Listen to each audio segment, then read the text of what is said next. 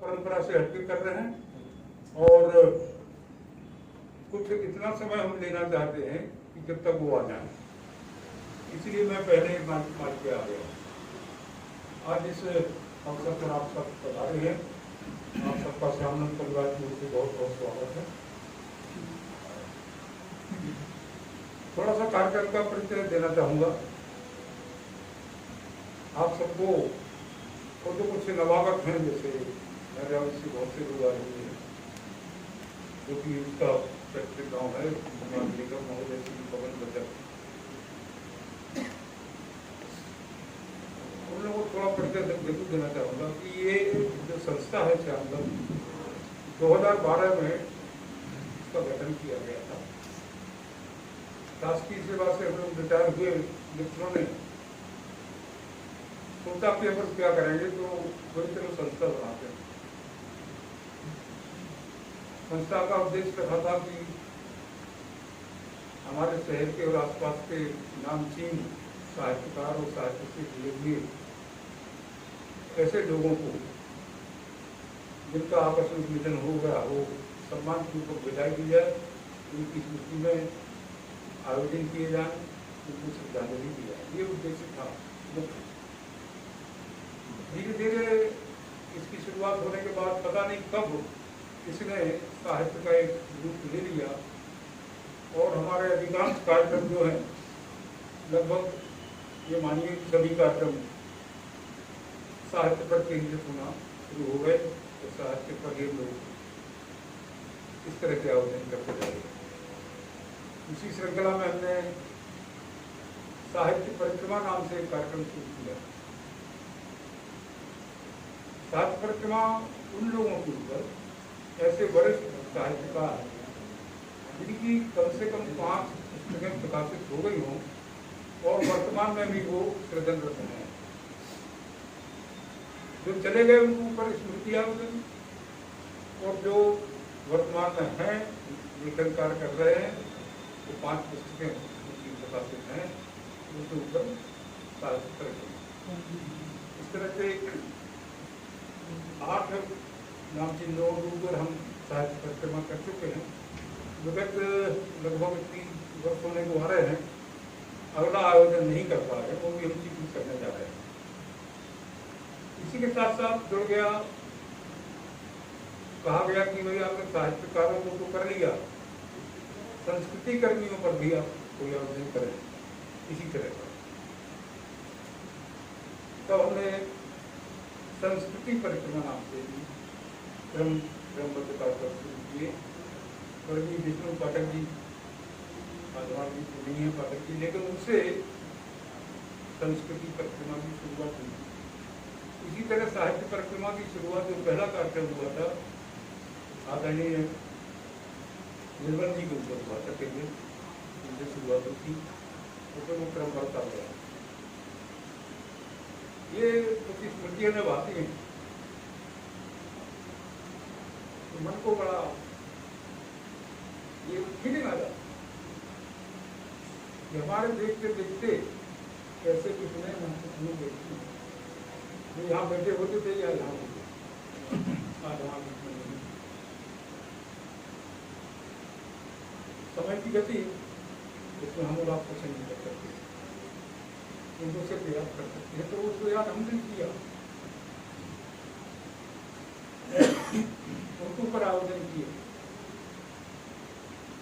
क्योंकि साहित्य पर, साहित्य के प्रति अभिरुचि रखने वाले बहुत अधिक संख्या में लोग हैं, शहर में पूरे देश में हैं, लेकिन उनमें से कितने लोग सामने आ चुके हैं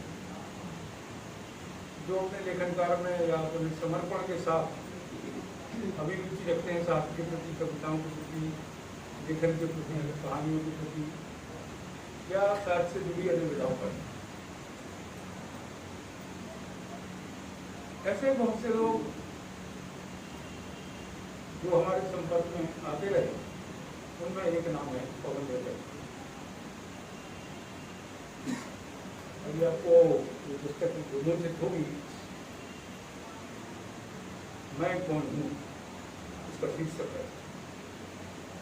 काव्य संग्रह है प्रबंध का, लेकिन ये यहाँ तक कैसे आया? उस दौरान मैं पाठक मंच का जिला संयोजक था के लिए, और नियमित गोष्ठियाँ हर महीने हुआ करती थी के साथ चर्चा हुआ। मैं समझता हूँ कि पाठक मंच ने जो एक ऊर्जा और एक आपको मार्गदर्शन कहें या स्थान कहें या प्रेरणा, वो जो दी है सागर में, उसका श्रेय वास्तव में श्यामनंद नहीं है, वो पाठक मंच बहुत ईमानदारी से। हर महीने एक पुस्तक आना, और यहाँ पर बैठे पधारे हुए शायद ही कोई ऐसा व्यक्ति है जिनको हमने मंच नाम दिया हो किसी न किसी रूप में, चाहे वो अध्यक्ष के रूप में हो, चाहे कार्यक्रम के मुख्य अतिथि के रूप में हो, चाहे संचालक के रूप में हो, तो चाहे संगठक के रूप में हो, किसी न किसी तरह सबको उसमें अवसर दिए गए। तो इतना खुला मंच था जिसमें कोई बाध्यता नहीं थी कि हम किसी वरिष्ठ व्यक्ति को ही सम्मानित पद पर आसीन कराएं, सबके लिए अवसर खुले हुए थे। तो उस वजह से ऐसे लोग साहित्य के प्रति जो कम रुचि थी उनकी रुचि बढ़ती गई, उन्होंने अपना क्रम वेट करते थे लोग। यदि एक महीने हमारा पाठक मंच की गोष्ठी नहीं हुई है तो लोग आके मुझसे पूछते थे, मिलने पर कहते थे यार बहुत दिन से पिछला भी कोई चर्चा नहीं हो, कोई कार्यक्रम नहीं। एक बार होता था कि किताब हमारे पास 2 महीने नहीं आई, कोई किताब तो क्या हो जाए। इस तरह से 75 गोष्ठियां मैंने अपने पाठक मंच के कार्यकाल में की। इसमें मैं देखता था कि एक व्यक्ति आता है, एक लड़का आता है, पीछे बैठा रहता है और चला जाता है, और निरंतर आता है। कौन है ये, कहाँ से आता है, कोई उत्सुकता थी। इस चीज का उल्लेख मैंने से थोड़ी किताब में किया। एक दिन नहीं रहा गया, मैंने कहा पूछे तो सही कौन है ना, मैं सबको पहचानता हूँ, जैसे आज मलयाली के मोबाइल को नहीं जानता, उसे मैंने परिचय नहीं दिया। तो उस तरह के 40, 50, 60 लोगों में वही एक व्यक्ति कोने में बैठा रहता, ना वो कभी मुझसे मिला, ना उसने कोई कमेंट किया, सुना, हस्ताक्षर करवाते थे उपस्थिति के, तो उसमें जरूर सिग्नेचर कर देता होगा। एक दिन मैंने उसको रोक लिया, उससे परिचय दिया, तब उसने बताया मैं बहुत नजर हूँ और नरियावली का रहने वाला हूँ, साहित्य के प्रति मेरी अभिरुचि। बड़ा अच्छा लगा भाई, कोई ऐसा व्यक्ति जो प्रॉपर सागर में तो सब सुविधाएं हैं, सब कुछ है, एक माहौल है, तो गाँव के ग्रामीण क्षेत्र से कोई आ रहा है, सिर्फ इतने के लिए आ रहा है कि वो अखबार में पढ़ता था कि फलाने तारीख को पाठक मंच की गोष्ठी है या श्यामनंद की गोष्ठी है या सागर की अन्य कोई संस्था का कार्यक्रम है। तो जरूरी नहीं कि पाठक मंच हो, श्यामनंद, कोई भी साहित्य का आयोजन हो वो उसमें पहुँचता था। तो ये जो कहलाता है व्यक्ति के भीतर एक जिज्ञासा, क्या शब्द बोले, जिज्ञासा। तो ऐसे तो बड़े बिरले होते हैं, बहुत कम होते हैं। ये हमको मिल गए भाई। इसकी रुचि देखकर मैंने कहा कुछ लिखते हो, बोले हाँ 1-2 कविताएं लिखी हैं, और देखो जारी रखो। उसने आगे आगे लिखना शुरू किया होगा इसलिए बोल रहा हूँ। उसके बाद मैंने नहीं लिखा, उसने क्या लिखा। अभी 3-4 महीने पहले मुलाकात हुई, में आया था, तो बोला मैंने 25-30 कविताएं लिखी हैं, ऐसा करो तो शायद करवाओ, और हमारे वरिष्ठ समीक्षक लोग जो अपने यहाँ पे हैं, दिल्ली के विद्वान राजस्थान लोग, तुम तो दो, और उसको सुधार की आवश्यकता हो, क्योंकि मैं कभी नहीं हूँ, मैं साहित्यकार इसकी जो त्रुटियाँ वगैरह कुछ होंगी, हल्की फुल्की, उनसे संशोधित कराऊंगी। चंचला जी से, शरद सिंह जी से, विजय लक्ष्मी जी से संपर्क किया। उसका PDF दिया, टाइप करा के दी कविताओं की, उनने उसको समीक्षा दी। हमने कहा इसका प्रकाशन करा, प्रकाशन एंटी पब्लिक, उनका दूर मत जाओ कहीं, अपने यहाँ स्थानीय स्तर पे एक अच्छा प्रकाशक है, उस समय पे आपको ये सब करके मिलेगा। तो ये सब एक घटनाक्रम में बताना चाह रहा था उस व्यक्ति के बारे में। जब किसी चीज के प्रति आपका समर्पण भाव है, आपके अंदर जिज्ञासा है, तो कुछ करने की इच्छा है, तो किस तरह से की जा सकती है। उसको अभी यहाँ उपस्थित लोगों में बहुत लोग पहचानते हैं, शहर में लोग नहीं जानते हैं, क्योंकि वो आता था वो चला जाता था। लेकिन आगे से आइए, हमारे आपके कार्यक्रम के अध्यक्ष आदरणीय आशीष भाई आपके आइए बताइए, भी आ गए। तो ये परिणति है, आप अपने उद्देश्य को जब लेके चलते हैं, उसको किस तरह से एक अच्छे स्वरूप में परिवर्तित कर सकते हैं, और एक उदाहरण के रूप में भी आप अपने आप को प्रस्तुत कर लेते हैं। तो ये एक एग्जाम्पल है हमारे लिए, आज के लिए नहीं, भविष्य के लिए। अभी मैंने कहा कई लोग चले, हम लोग भी चले जाएंगे, लेकिन वो रहेगा, उसका नाम जीवित रहेगा इस किताब के माध्यम से। एक उसकी जो इच्छा शक्ति है उसके माध्यम से, इतना तो एक सामान्य परिचय में देना चाह रहा था कि किस तरह से यहाँ तक बात आ गई। आज उस कृति का उसका शीर्षक उसने दिया मैं जो हूँ, काव्य संग्रह है, पहला काव्य संग्रह है, ईश्वर करे इस तरह के संग्रह और किताबें उसकी आती रहे। मैं आज इस कार्यक्रम में श्यामनंद की ओर से सभी उपस्थित हमारे गणमान्य अतिथिगण को ये मंचासीन कराएंगे, और सभी श्रोताओं प्रबुद्ध वर्ग का बहुत बहुत स्वागत करता हूँ। हमारे बीच उपस्थित हैं श्रीमती नीला सराफ जी, शरद सिंह जी, खबर क्या बोलो के बारे में, विजयलक्ष्मी दुबे जी, प्रभाकर जी, डॉक्टर प्रभाकर आप नाम लिखते हैं कि आदरणीय सुखदेव चौरसिया जी, हरी सिंह ठाकुर जी, रमेश दुबे जी, कपिल बैसकिया जी, अभिनंदन चतुर्वेदी, दीक्षित जी, सौरभ दुबे जी, अमिता यादव जी, आराम पांडे जी, और एक दो तीन जन अपने मलयावी से है, और एक दो लोग पीछे भी है, आदरणीय व्यास जी है, सूरज सिंह जी है, दो लोग मलयावी वाले हैं, उधर हमारे अश्विनी सागर जी हैं, मुकेश जी, सुनाम फिर बोला हूँ आपका चौक से जी, लेंस सही काम कर रहा है, आप चेक कर रहे हो, सेल को लेंस से चेक कर रहे हो।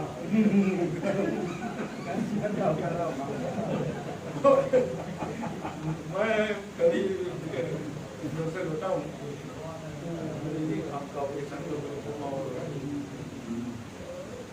दो ऑपरेशन बैंक आप आपके हो गए, और आप लोगों को ये सभ्यता की बात बताना चाहूँगा, मेरी बाई आँख नहीं बची है, एक आँख पर चल रहा हूँ, यदि ये बंद करूँगा तो कुछ नहीं दिखेगा। इसके लिए भी बहुत प्रयास किए कि मैं बचा लूँ 20% बची है, तो 20 में सिर्फ उजाला नहीं दिखता है, एक आँख से ही अपना काम चला रहा हूँ। देखेंगे आपको दोनों, लेकर मुझे नहीं दिखेगा। हमारे बंधु लोग बैठे, आइए तिवारी जी, आइए अशोक तिवारी, अलग जी, शुक्ला जी आ चुके हैं, और डॉक्टर विनोद तिवारी हैं, हमारे लेखक महोदय हैं, आशीष जी, सभी का स्वागत है। और जैसा कि मैंने बोला था कि जब तक आप आते हैं कार्यक्रम होगी इस तरह का, इस बहाने जारी रखेंगे। मेरी भूमिका इसके बाद होना थी, उसमें मैं स्वागत भाषण देता, तो यही स्वागत भाषण है। और कृपया संचालक होता है, उसमें से मेरे लाइन अप काट देते हैं, नहीं तो आप दोबारा बुला लो। तो मैं सादर आमंत्रित करता हूँ भाई प्रदीप पांडे जी को, वो कृपया आए और विधिवत मंच का संचालन करें। और यदि कहीं उसमें गड़बड़ी समझ में आए तो उनसे पूछ लेना है। ये बड़ी समस्या वाली बात होती। भाई साहब का भाषण खत्म हो गया और भाई साहब ने कहा कि मैं आपका स्वागत करता हूँ, एक व्यक्ति ने तारीफ की। अच्छी बात है, ध्यान रखना इस बात का। हम भी आप लोगों पर नहीं भाई, हमें और मतलब जब किसी व्यक्ति के लिए मंच मिलता है तो कोशिश ये होनी चाहिए कि उसके अत्याचार सहन करने के लिए तालियां मालियां बजाते रहो ताकि वो अत्याचार ना करें। और फिर मेरे जैसे व्यक्ति के लिए मिल जाए तो बड़ा कठिन प्रक्रिया होती है। एक अच्छा प्रश्न है ये, और गूढ़ प्रश्न भी है कि मैं कौन हूं। यही प्रश्न अर्जुन ने कृष्ण से किया था जब दोनों सेनाएं दोनों तरफ थी और अर्जुन कृष्ण अर्जुन को लेके गए थे और कहा था, हे प्रभु, मेरे समक्ष मेरे सामने मेरे रिश्तेदार हैं, भाई हैं, बांधव हैं, पीछे मेरे पुत्र हैं, पूरा मेरा परिवार है, मैं किससे लड़ूं और क्यों लड़ूं।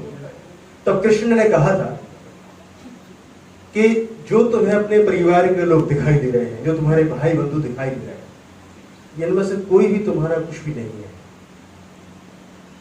तब अर्जुन ने कृष्ण से पूछा था कि हे प्रभु, तो मैं कौन हूं। ये प्रश्न वहां से निकल के आया, कलकत्ता तक पहुंचा। ऐसी कुछ गलियों में कुछ लड़के आवारा किस टाइप कुछ लड़के खेल रहे थे कि पता चला उन्हें कि एक महात्मा किसी के घर में आया हुआ है और वह महात्मा ऐसा है कि उसे पैसे जो है टच नहीं होते। अगर पैसा उसकी माया उसके पास ले जाओ तो वह पैसा जो है अपने आप दूर हो जाता है। उन लड़कों ने सोचा कि इस तरह के बाबा वैरागी बहुत आते हैं जनता को बेवकूफ बनाने के लिए, हम लोग पीछे लगे। वह 4-5 लड़के पहुंचे। जैसे ही वहां पर पहुंचे तो उन्होंने देखा कि साधु के पास भीड़ लगी हुई है और वह लड़का जो उनका नेतृत्व कर रहा था वही पहुंचा उनके साथ में। उसने बहुत कोशिश की कि पैसा जो है साधु को टच करा दे, लेकिन जो ही वो पैसे को टच कराता और पैसा अपने आप दूर हो जाता। इत्तेफाक से साधु ने उस लड़के की तरफ देखा। जैसे ही साधु ने उस लड़के की तरफ देखा तो लड़का जो है पूरा का पूरा पीला पड़ गया उनकी नजर पड़ते ही। इसके बाद जो गुड़ था लड़कों का वह वहां से निकल के आ गया। लड़का जो है सोचता रहा, बीमार टाइप का बना रहा। 2 दिन हो गए। एक दिन तीसरी रात उसे अचानक दिमाग में आया, आधी रात में, कि मैं जाके पूछता हूँ उस साधु से, प्रसाद देखता हूँ साधु को। वह आधी रात को साधु के पास पहुंचा। दरवाजा खटखटाया, खट खट खट। अंदर से आवाज आई, कौन? तो बाहर ही लड़का खड़ा तो वह कहने लगा, मैं यही जानने आया हूं कि मैं कौन हूं। दरवाजा खुला और जो महात्मा है उन्होंने कहा, आओ नरेंद्र, कब से मैं तुम्हारा इंतजार कर रहा था, बड़ी देर लगा दी। ये थे रामकृष्ण परमहंस और ये प्रश्न करने वाला था स्वामी विवेकानंद। ये वो प्रश्न वहां से चलकर यहां पर आया और इस प्रश्न की गूढ़ व्याख्या के लिए हमारे पास आज विद्वत धनी यहाँ पर जो मौजूद है, आदरणीय सुश्री शरद सिंह जी, डॉक्टर विजयलक्ष्मी दुबे जी, आदरणीय आज के कार्यक्रम के अध्यक्ष श्री आशीष जोशी जी, हम सभी के वरिष्ठ आदरणीय लक्ष्मी नारायण चौरसिया जी, और मैं आप सभी को सादर विनय पूर्वक आग्रह करता हूं कि आप सभी लोग आए और मंचासीन हो। और हमारे कार्यक्रम के अतिथियों से मैं आग्रह करूंगा, आदरणीय डॉक्टर सुश्री शरद सिंह जी, विजयलक्ष्मी जी, आदरणीय लक्ष्मी नारायण चौरसिया जी, प्लीज आप लोग आए और मंचासीन हो। हमारे कार्यक्रम के अध्यक्ष श्री आशीष जोशी जी।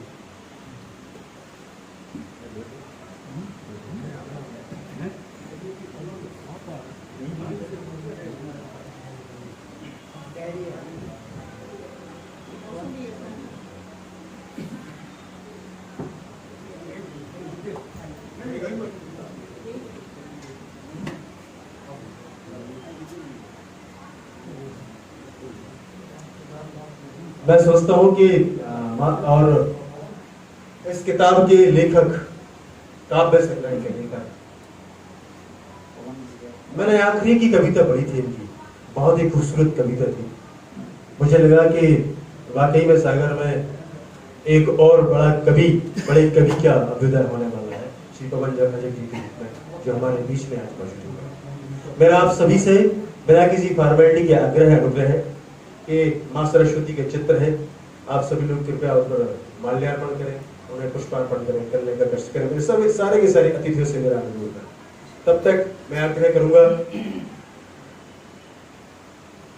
आदरणीय सुनील शराब जी से, जो अध्यक्ष हैं हिंदी साहित्य संघ की, कि वह आए और सरस्वती वंदना का पाठ करें। आदरणीय सुनील शराब जी।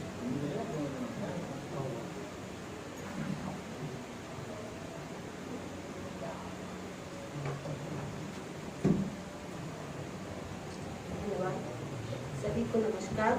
माँ सरस्वती के चरणों में शत नमन करते हुए मैं सरस्वती वंदना प्रस्तुत कर रही हूँ। सुनिएगा। अक्षय ज्योति जले शारदे, अक्षय ज्योति जले, अक्षय ज्योति जले शारदे, अक्षय ज्योति जले। माँ के मंदिर में जो आए, ज्ञान विवेक शांति बल पाए। माँ दे दे वरदान सभी को, माँ दे दे वरदान सभी को, अपने छत्र तले, अपने छत्र तले मात की अक्षय ज्योति जले, अक्षय ज्योति जले मात की अक्षय ज्योति जले। देश भाव का अंत करे वो, लोगों में सद्भाव भरे वो। देश घड़ा का अंत करे वो, जन जन में सद्भाव भरे वो। कर दे नैया पार भगत की, कर दे नैया पार भगत की। तेरे द्वार खड़े, तेरे द्वार खड़े शारदे, अक्षय ज्योति जले, अक्षय ज्योति जले शारदे। ज्ञान की ज्योति जले, ज्ञान की ज्योति जले। जय सरस्वती। अद्भुत। मुझे लगता है ये स्वरचित कविता थी, स्वरचित वंदना थी, क्योंकि स्वरचित वंदना का और जो नयापन होता है वह अपने आप में अनोखा होता है।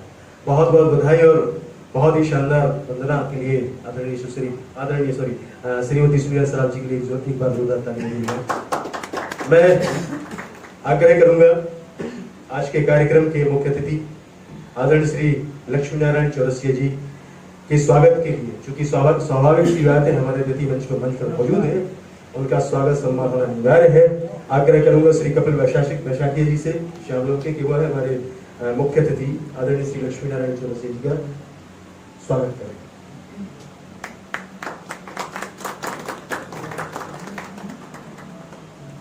कार्यक्रम के अध्यक्ष श्री आशीष जोशी जी, जो मध्य प्रदेश हिंदी साहित्य सम्मेलन इकाई सागर के अध्यक्ष हैं, उनके स्वागत सम्मान हेतु मैं आवाज देना चाहूंगा श्री हरि सिंह ठाकुर जी, जो अध्यक्ष हैं स्वर संगम समिति के।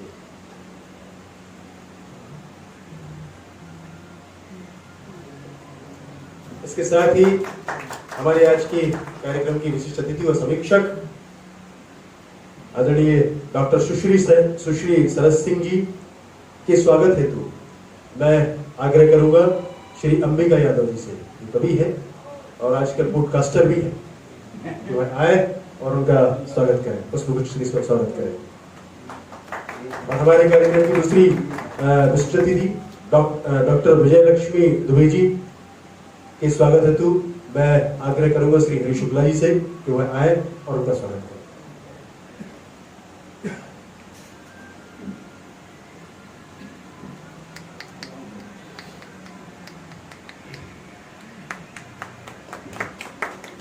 इस बेहतरीन शानदार कृति के लेखक श्री पवन राजक जी के स्वागत हेतु संतोष पाठवी जी की दिखाई दे रहा है। एक ऐसे शख्स को बुलाना चाहूंगा जो भारत तो ठीक है, विदेशों में अपना झंडा फहराने वाला है शायरी के माध्यम से, जिनका कार्यक्रम कुछ ही दिनों बाद दुबई में होना है। ऐसा शख्स जिसे सुनकर बाकायदा मन जो है अपने आप प्रफुल्लित हो जाता है कि यार ये हमारा छोटा भाई है, कितना प्यारा लड़का है, कितना खूबसूरत लड़का है। और साथ ये बात अलग है, इतना बड़ा कवि है, इतना बड़ा शायर है जो हमारे बीच में है, ये हमारे लिए गौरव की बात है। मैं बुलाना चाहूंगा ये छोटे भाई आदर्श दुबे जी के लिए कि वह आए और श्री पवन राजक जी के स्वागत करें।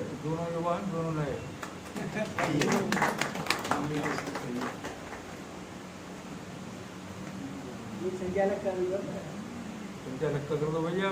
नहीं, मैं स्वागत, हम तो परिवार के आदमी हैं, आयोजक हैं।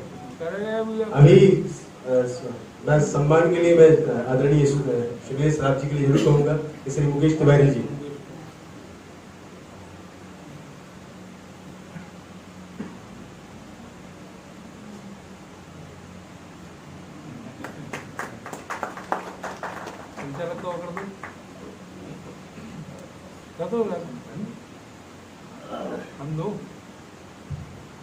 नमस्कार। हमारे बेहतरीन तरीके से संचालन कर रहे हैं श्री प्रदीप पांडे जी, जिनके स्वागत के लिए मैं भाई डॉक्टर विनोद तिवारी जी को आमंत्रित करता हूं कि वह आए और हमारे संचालक महोदय प्रदीप पांडे जी का पुष्पहार से स्वागत करें।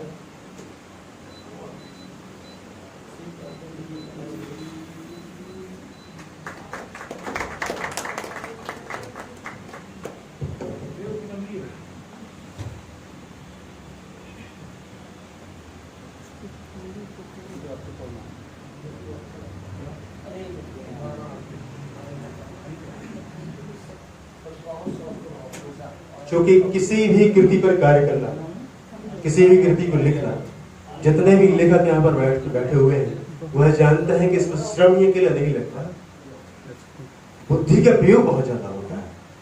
यदि आप कविता लिख रहे हो तो उस कविता में हम तुकबंदी कैसे करें और तुकांत है अथवा नहीं है। और यदि आप कोई कहानी लिख रहे हो तो कहानी में पात्रों का बराबर, जिस तरह आदरणीय सुश्री सरस सिंह जी कहती हैं तो उनमें बराबर है अथवा नहीं है, पात्रों में समन्वय है, पात्रों में उनकी बराबर भूमिका है, उनके साथ न्याय बराबर हो पा रहा है कि नहीं हो पा रहा है। तो ये बड़ी आवश्यक चीजें हो जाती है और कृति जब आती है तो उसकी खुशी भी अलग होती है।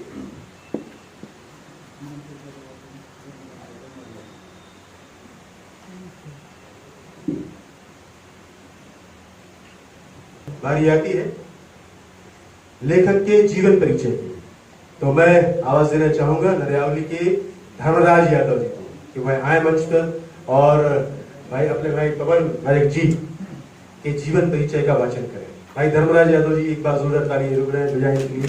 नए युवा है, जब ऐसे लोग हमारे बीच में आते हैं तो स्वाभाविक सी बात है, इन्हें तो कुछ ना कुछ सीखने को मिलता ही मिलता है। साथ ही साहित्य में भी आने वाले समय में क्या कर गुजर जाए और अपन लोग अपनी वजह से गुजर जाए, ये बड़ी महत्वपूर्ण बात हो जाती है। भाई धर्मराज यादव जी। सभी को प्रणाम, नमस्ते। मुझे मंच संचालन पे बहुत ज़्यादा अच्छा एक्सपीरियंस है नहीं, कभी किया भी नहीं, लेकिन कुछ चीज़ें सीखने मिलती हैं तो सीख रहे हैं। पवन का परिचय आप लोग तो परिचय पहले से हैं, हम लोग तो उसके साथ बहुत समय से रह रहे हैं साथ में ही, बचपन से। उनके पारिवारिक परिचय की व्यक्तिगत नाम तो है ही, सबको अवगत है। इनके पिताजी हैं श्री राकेश रजक जी हैं, जो बहुत अच्छे पेंटर हैं, हमारे क्षेत्र के जाने माने, और बहुत ही इनको उनका पिताजी के ऊपर उनका आशीर्वाद, उनके लिए बहुत सपोर्टफुल है इनका रवैया। माता जी हैं श्रीमती अनीता रजक जी, इनकी जन्मतिथि है उनकी 5 अक्टूबर 1995, और इनकी शिक्षा है BA, जो अपने SBN स्वामी विवेकानंद कॉलेज से की है। व्यवसाय वर्तमान में हमारे पड़ोसी हैं, इलेक्ट्रॉनिक की और मोबाइल एसेसरीज वगैरह की इनकी दुकान है। जन्म स्थान मरियावली है लोकल। साहित्य में रुचि बहुत है इनकी, और स्कूल के समय से ही काफ़ी किताबें, काफ़ी और सोशल मीडिया पे करते रहते हैं, और अब तो इनका अप्रूवल अथेंटिक हो ही गया कि ये व्यक्ति बहुत अच्छा है, तो ये इनका परिचय है। बहुत बहुत शुक्रिया धर्मराज जी। अब मैं आग्रह करूंगा हमारे मंचस्थ अतिथियों से कि बिना किसी विलंब के पुस्तक जो हमारे बीच में है उसको विमोचित किया जाए। सभी अतिथियों से आग्रह है कि पुस्तक आपके साथ में है, उसको विमोचन के लिए जरूर साथ में।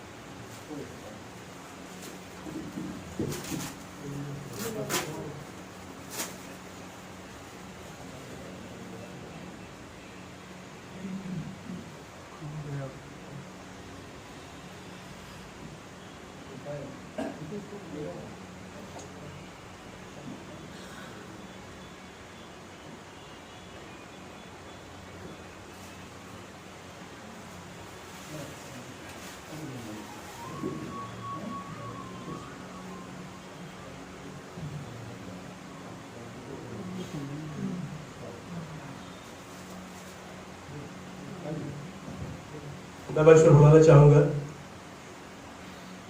बहुत ही अच्छे कवि, वरिष्ठ कवि, ज्ञानवान, गुणवान, धनवान, पहलवान जो हमारे बीच में उपस्थित है, एडवोकेट आदरणीय राधा कृष्ण व्यास जी को, कि वह हमारे जो पुस्तक के लेखक हैं उनके लिए अभिनंदन पत्र का वाचन करें। आदरणीय राधा कृष्ण व्यास जी, एक बार जोरदार तालियां।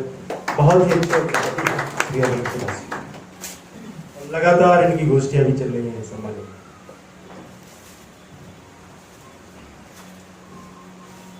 सम्मानीय मंच,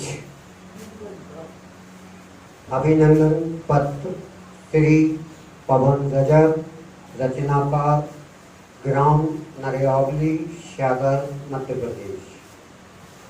मध्य प्रदेश के ग्राम नरियावली, जिला सागर में 5 अक्टूबर 1995 को पिता श्री राकेश रजक एवं माता श्रीमती अनीता रजक के गृह में जन्मे श्री पवन रजक ने प्राथमिक तथा उच्चतर माध्यमिक शिक्षा ग्राम नरियावली से प्राप्त करने के पश्चात सागर से ग्रेजुएशन किया।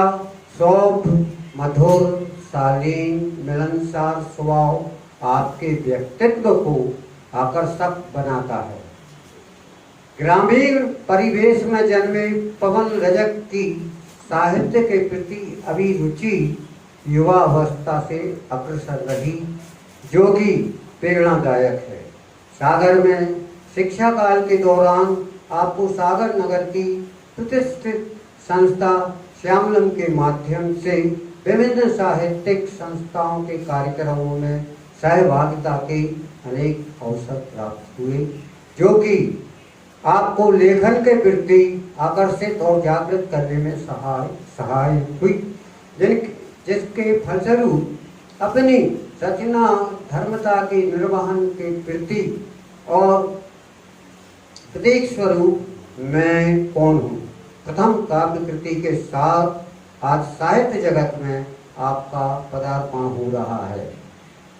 हम उम्मीद करते हैं कि आप भविष्य में भी अपने बेहतरीन लेखन कार्य को जारी रखते हुए साहित्य की अनेक अन्य विद्याओं में रचना करते रहेंगे।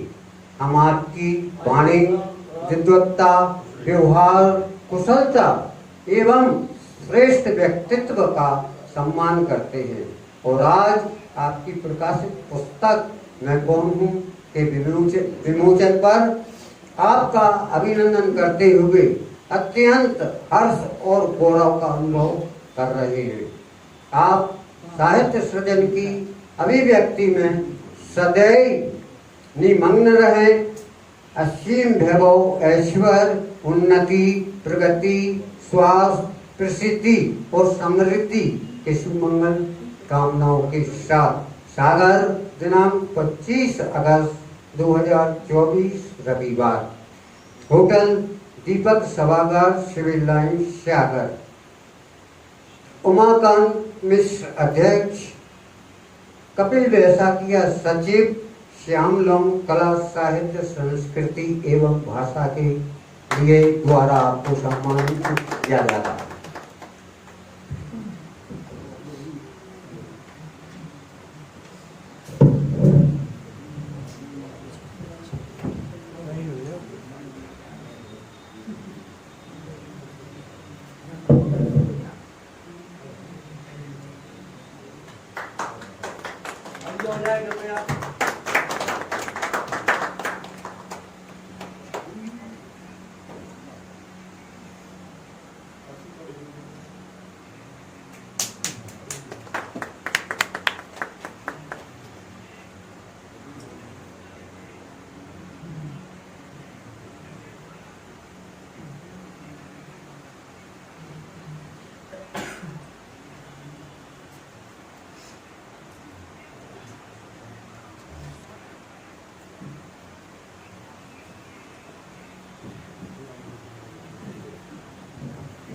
जो भी लोग और भी स्वागत सम्मान करना चाहते हैं, उनसे मेरा आग्रह है कि वह आए और वहीं पवन नजर का स्वागत कर सम्मान करें।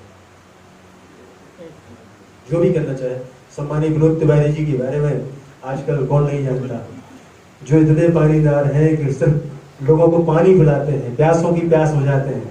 और मैं समझता हूँ कि सागर तो ठीक है, मध्य प्रदेश में इकलौता ऐसा काम करने वाले एकमात्र ये व्यक्ति जो अपने दम पर लोगों को जोड़ कर रखते हैं। उनसे आग्रह है कि वह भी भाई पवन जी का स्वागत सम्मान करें।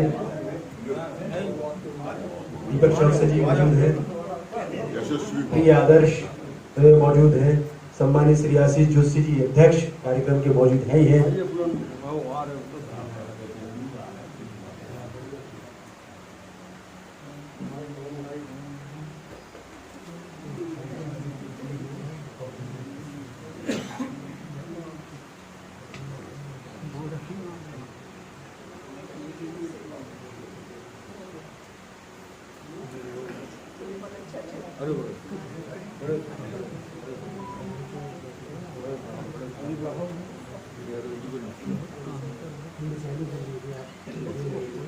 रमेश दुबे, दादा रमेश दुबे जी हम सबके बीच मौजूद है।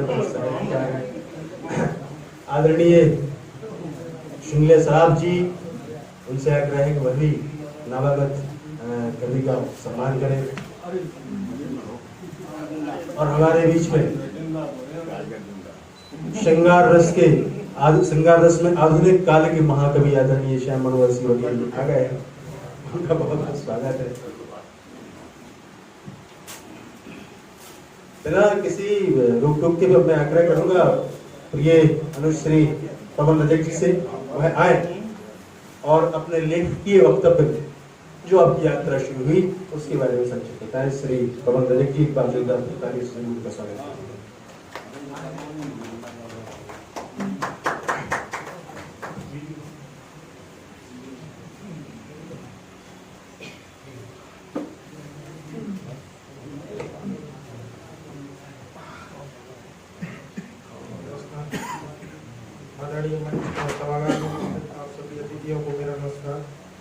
मैं कौन हूँ मेरा कविता संग्रह आप सभी के पास प्रस्तुत है। कविता का मतलब मेरे अनुसार ज्ञान के, अनुभवों के, कल्पनाओं के और यथार्थ के महासागर में गोते लगाना जैसा है। और जो जितना कुशल गोताखोर होगा उतना ही अच्छा गोता लगाएगा, और गोता लगाकर जो बुलाएगा उसे उकेलेगा कागज पर। और मैं कुशल क्या, मैं तो गोताखोर भी नहीं हूँ, मैंने गोता नहीं लगाया, बल्कि किनारे पर बैठकर जो देखा है, जो जाना है उसे ही कागज पर लिखा है। मेरी कलम से कविता और कविता से किताब तक की यात्रा में हमारी स्यालम संस्था का बहुत ही योगदान रहा है। अगर मैं स्यालम से नहीं जुड़ा होता तो इस कविता संग्रह का आना असंभव ही था। और मैं स्यालम संस्था को धन्यवाद प्रेषित करता हूँ और इस काव्य संग्रह से कविता पढ़कर अपनी बात पूरी करता हूँ।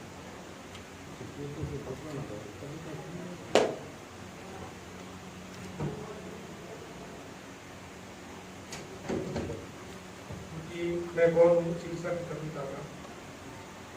मैं जीतता ही हूँ कभी ना, मैं कभी हारा ही हूँ ना, चमकता चांद में ना टूटता तारा ही हूँ।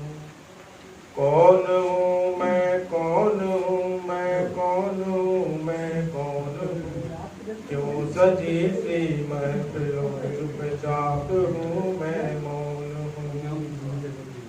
मैं प्यास हूँ मरुभूमि की या जल का प्रबल प्रवाह हूँ। मैं सुख की अभिलाषा हूँ या दुख का समुद्र अथाह हूँ। मौत की आहट हूँ मैं या मैं यौवन का शोर हूँ। कलश जलता हुआ या मैं मेरे घन घोर हूँ। मैं बंद हूँ किसी कोन में या मैं ही मैं चहुओर हूँ। अधिकारी हूँ आशीष का या मैं किसी पर जोर हूँ। मुझसे ही है प्रश्न मेरा, मैं कौन हूँ, मैं कौन हूँ। बाचालों की इस भीड़ में ना जाने क्यों मैं मौन हूँ। शूर हूँ मैं ज्ञान का या शून्य मेरा ज्ञान है। काट की कर्कश ध्वनि मुरली की मीठी तान है।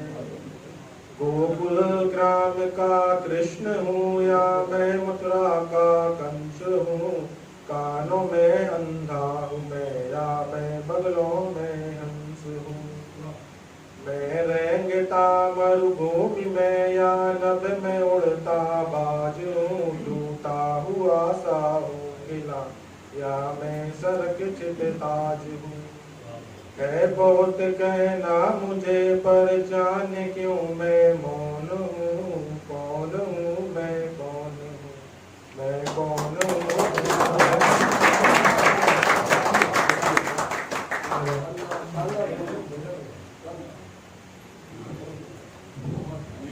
कविता वही होती है जो आत्मा के तारों को छू जाए, संवेदनाओं को झंकोर जाए। मैं ऐसे ही कविता को कविता मान देता हूँ। मैंने केवल एक कविता पढ़ी है पवन की, वह आखिरी। वैसे भी सर जब जो सैंपलिंग सर्वे होता है उसका मेथड कहता है कि एक बोरे अनाज या कई कुंटल अनाज का नेतृत्व तो एक मुट्ठी अनाज करता है। मैंने एक कविता पढ़ी, उस कविता को पढ़ने के बाद मैं ये समझ गया था कि मैं समझता हूँ सागर में एक बड़े कवि का अभ्युदय भी होने वाला है। नवयुवक कवि का अभ्युदय होने वाला है। बहुत ही खूबसूरत कवि थी, बहुत अच्छा लगा। माहौल थोड़ा सा अंतरात्मा में समा गया है क्योंकि इतनी खूबसूरत कविता थी, बहुत खूबसूरती के साथ पढ़ी हुई है। अब चूंकि पहली कहानी हो चुकी थी, तीसरी कहानी, दूसरी कहानी फिर मैं सुना रहा हूँ कि मैं बोलूं इससे पहले मैं अपने अतिथि को बुलाऊं। बात है कि जब हमारे घर में क्या होता था कि पहले कच्चा मकान था, बैठक एक ही थी। वहां जब हमारे दोस्त आते थे या जो भी लोग आते थे तो जूते बाहर उतार के अंदर आते थे। हम क्लास ना 8 में थे, 8वीं क्लास के बच्चे थे। और 8वीं क्लास के बच्चों में बुद्धि कितनी होती है, 10-15 साल के बच्चे। हमारे 3 दोस्त हर रोज बुलाने आते। उस दिन हुआ यूं कि तीनों के दोस्त जो है जूता पहने अंदर चले गए। इतने पापा जी आए। पापा जी को गुस्सा बड़ा खतरनाक था। उन्होंने लाठी उठाई और तीनों के साथ में मैं ही नहीं था। वो 3 भक्त गए, हम भी उनके साथ में भग गए। 8-10 दिन पिताजी के ऊपर लगातार चर्चा होती रही। राधा टाकी जो एक फिल्म लगी थी जिसका नाम था हमारा द्वार एल्बम, हम लोग फिल्म देखने के लिए गए। फिल्म देखने के बाद हमारे दोस्तों ने कहा, यार हमें ऐसा लगता है कि तुम्हारे पिताजी जो है तुम्हें अनाथालय से लेके आए, मारते हैं तुम्हारे दोस्त, क्या नाम है, पूरे के पूरे दोस्तों को ही मारा, ये जो है तुम इस परिवार के बच्चे नहीं हो बस। और हमारा दिमाग में खटक गया, अपनी जिंदगी में कभी अपने पिताजी के सामने खड़े नहीं हुए थे हम, आंख में लाने की बात की अलग थी। उस दिन हम पहुंचे, बाहर बैठे थे, बड़ी स्टाइल में कहा कि पादरी बताओ हम कौन है। उन्होंने मैडम कुछ नहीं कहा, देखते रहे भाई तरफ, ऐसे बड़े गौर से देखते रहे। मुझे मतलब आज दिमाग में आ रहा है कि उनके दिमाग के अंदर क्या चल रहा है। खड़े हुए बड़े प्यार से, अच्छी दृष्टि थी उनकी, कान पकड़ा, एक पिल्ला रहता है उसका कान पकड़ के उठाओ, कहीं कहीं कहीं कहीं, बस हम भी कहीं कहीं कहते अंदर चले गए। नए जूते लिए थे 3-4 दिन पहले, उसके बाद फिर उसका सोल टूट गया था और जो आगे का वो था वो उखड़ गया था। और फिर बड़ी स्टाइल वाला अजीत के तरीके से था, बार पड़ता है, एक तो मैं समझे या और समझाओ। अब मैं आग्रह करना चाहूंगा बड़े ही सम्मान के साथ आज के विशिष्ट अतिथि आदरणीय विजय लक्ष्मी दुबे जी से दुआएं और अपना वक्तव्य। आदरणीय विजय लक्ष्मी दुबे जी।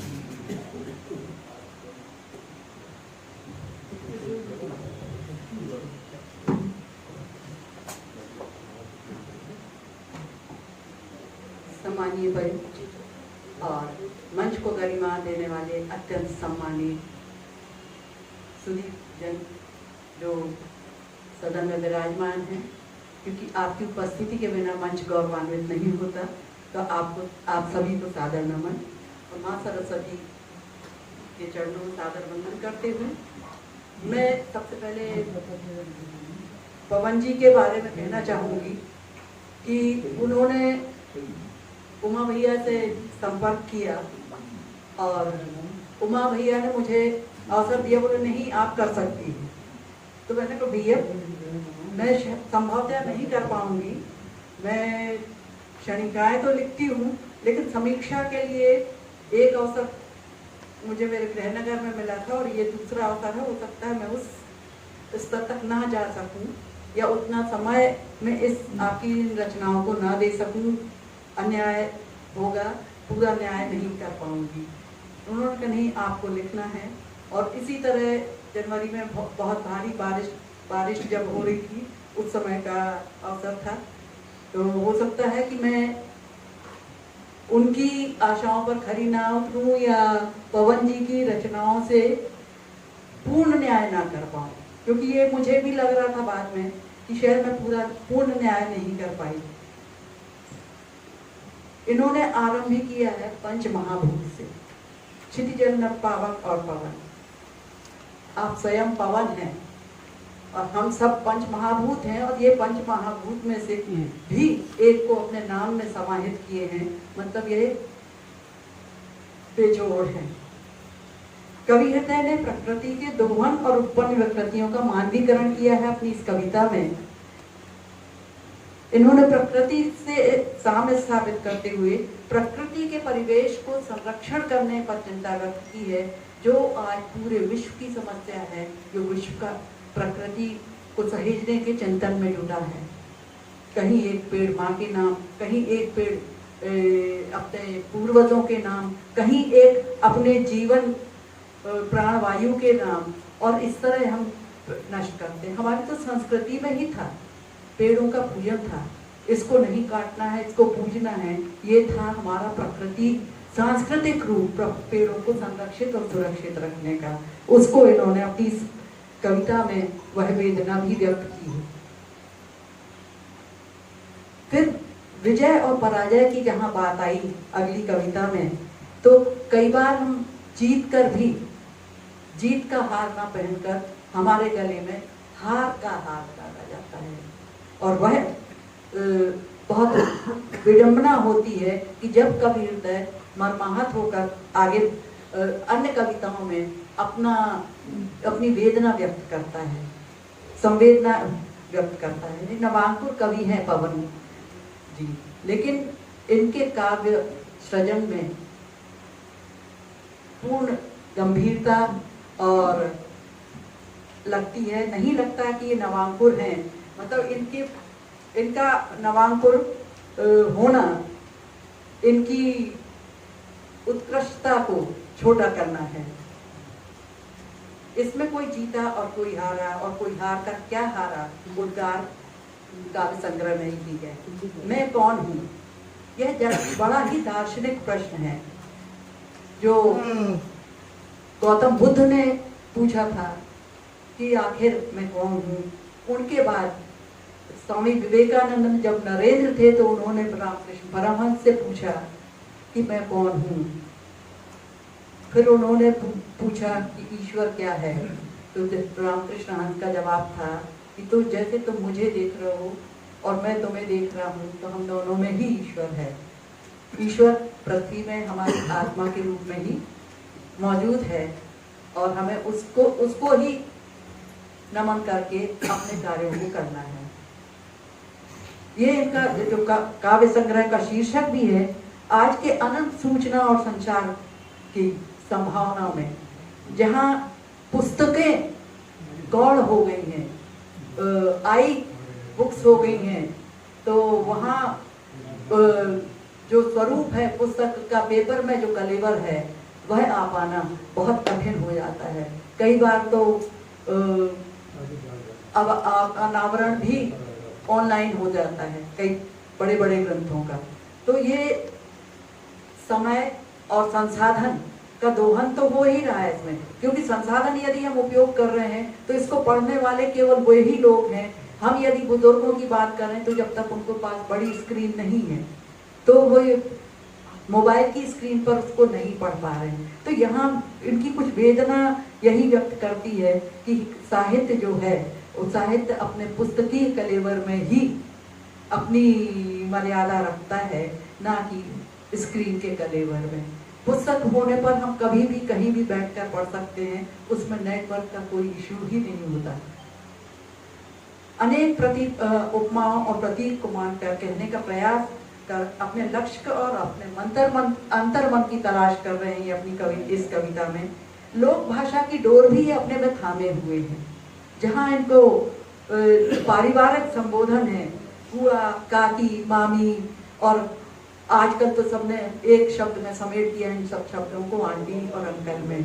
तो ये सारे जो हमारे पारिवारिक संबंध है, जो बिल्कुल व्यक्ति से संबंध और नाता व्यक्त करते हैं परिवार में, कि वह व्यक्ति यदि फूफा है तो बुआ का पति है, वह व्यक्ति यदि काका है तो उसकी पत्नी काकी है, और ये ताऊ है तो ताई है। ये सारे संबोधन की वेदना जो सिमटती जा रही है अंकल और आंटी में, वह वेदना भी कहीं यहाँ प्रस्फुटित होती है कि हमें अपने लोक संस्कृति से भी दूर नहीं होना चाहिए। और इन्होंने लोक संस्कृति का दामन थामे रखा है इस कविता के माध्यम से। फिर वही फुआ की माध्यम से हर बेटी की बलिदान की कहानी लिखी है कि किस तरह वह अपने साथ अपने मातृ और पितृकुल का उपनाम भी वहीं छोड़कर आ जाती है, और वह जिस पति कुल में जहाँ जाती है वहाँ के उपनाम को धारण कर लेती है, और कई बार तो उसका नाम भी गौड़ हो जाता है और उसका दूसरा नाम हो जाता है। यहाँ मैं एक बात कहना चाहूँगी कि ये मैं अपने अनुभव की बात बता रही हूँ जो व्यक्तिगत है।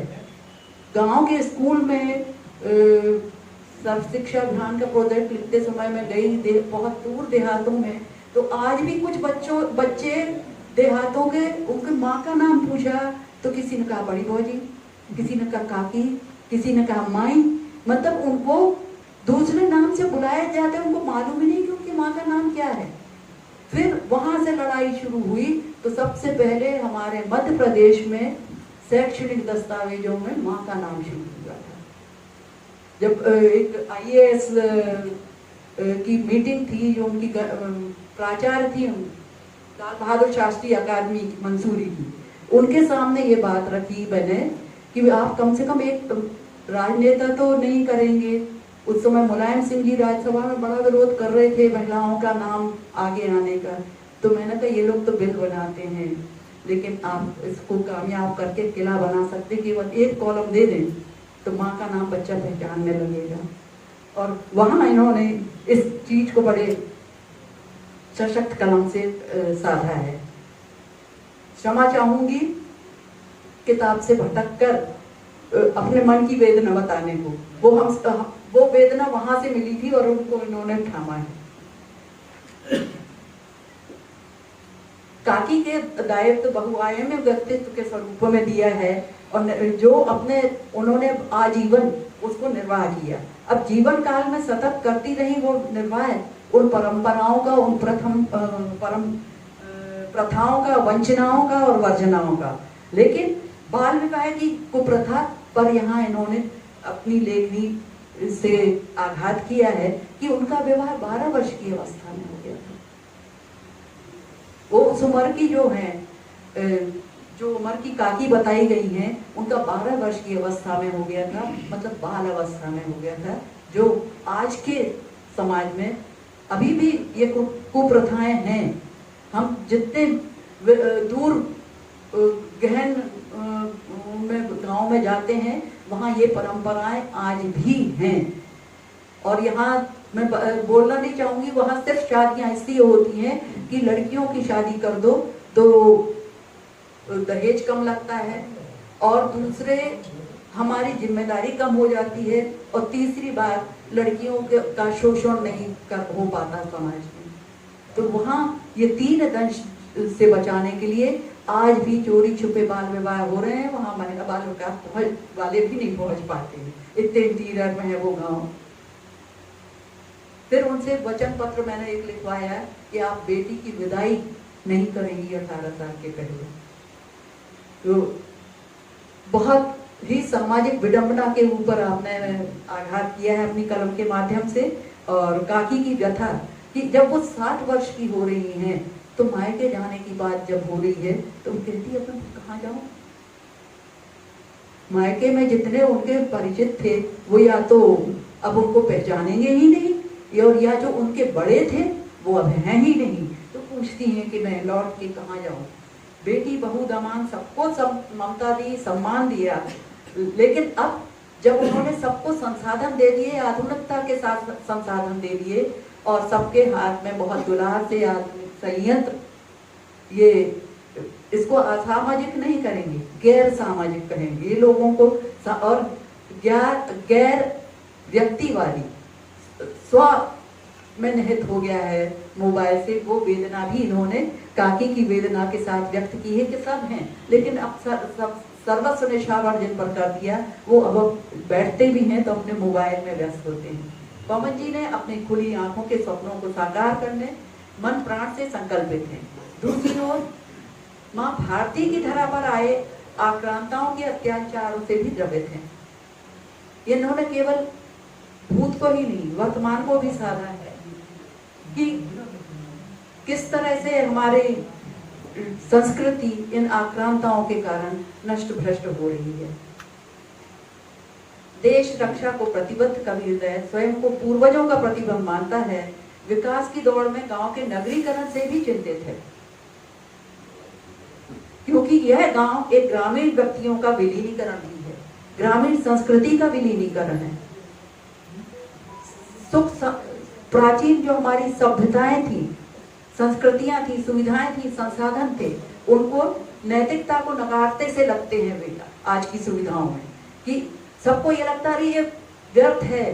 सामान्य जीवन में कहते हैं गैस पर खाना क्यों पका रहे हो, फिर बाटियां क्यों खाते हैं, भाई पार्टी आज कल स्पेशल हो गया है। तो मतलब दौड़ते जाते हम जड़ों की ओर ही हैं, लेकिन दिखावा आधुनिकता करते हैं। विविध मोर्चों पर संघर्ष करके जीता जा सकता है यदि हम दृढ़ हैं। तो यह भी अपनी संग्राम से कविता में बताते हैं। अपनी कविताओं में पवन जी ने माँ की परिकल्पना विविध स्वरूपों में की है। धरती माँ, माँ भारती, कभी वह भाव हो कल ममतामयी, माँ की सुगढ़ अर्थशास्त्री बताते हैं तो कहीं लक्ष्मी स्वरूपा जीवन दर्शन की साक्षात स्वरूपों को देखने की लालसा करते हैं मानव। उनकी कलम ने कहीं व्यसनों को धिक्कारा है तो कहीं सत्ताधीशों को धिक्कारा है और नकारा है, और आज के भीष्म बनकर बैठे अनाचार पना के नीचे जनों को भी जागृत करने का सार्थक प्रयास किया है। जो इन अनाचारों और अत्याचारों पर बात तो करते हैं, गोष्ठियां तो करते हैं, और मोबाइल में मैसेज आ जाए तो फॉरवर्ड भी करते हैं, लेकिन उसका सार्थक विरोध करने के लिए आवाज नहीं उठाते हैं, उसके लिए कदम नहीं बढ़ाते हैं कि हम जाएं। उन्होंने अपने उन मित्रों को भी याद किया जो उनके बाल सखा थे, जो उनके सहपाठी थे, लेकिन आज वो मिल नहीं रहे। उनकी व्यस्तता हो सकती है, या आधुनिकता के साधन में दूर हो गए होते हैं, या उस स्थान से जहां वो मित्र बने थे उस स्थान से वो कहीं और पलायन कर चुके हैं। दुनिया की क्षणभंगुरता को भी इन्होंने अपनी लेखनी से उकेरा है, और वास्तव में उन्होंने बताया है कि जीवन क्षणभंगुर है, यहाँ विरोधाभास झलकता है। मुहावरों का भी यदा कदा इन्होंने प्रयोग किया है। ऊंट पेड़ के नीचे आना, मुंह मोड़ना, नाव बिना पतवार, बिल्ली बन आंखें नीचे, मुहावरों का भी इन्होंने अपनी कविता में बहुत ही सुंदरता से प्रयोग किया है, और लयबद्धता और तुकांतता को भी उसमें कमी नहीं होने दी है। बदलते सामाजिक परिवेश में टूटते संयुक्त परिवार अब कुटुंब के अस्तित्व को नकार दिया है।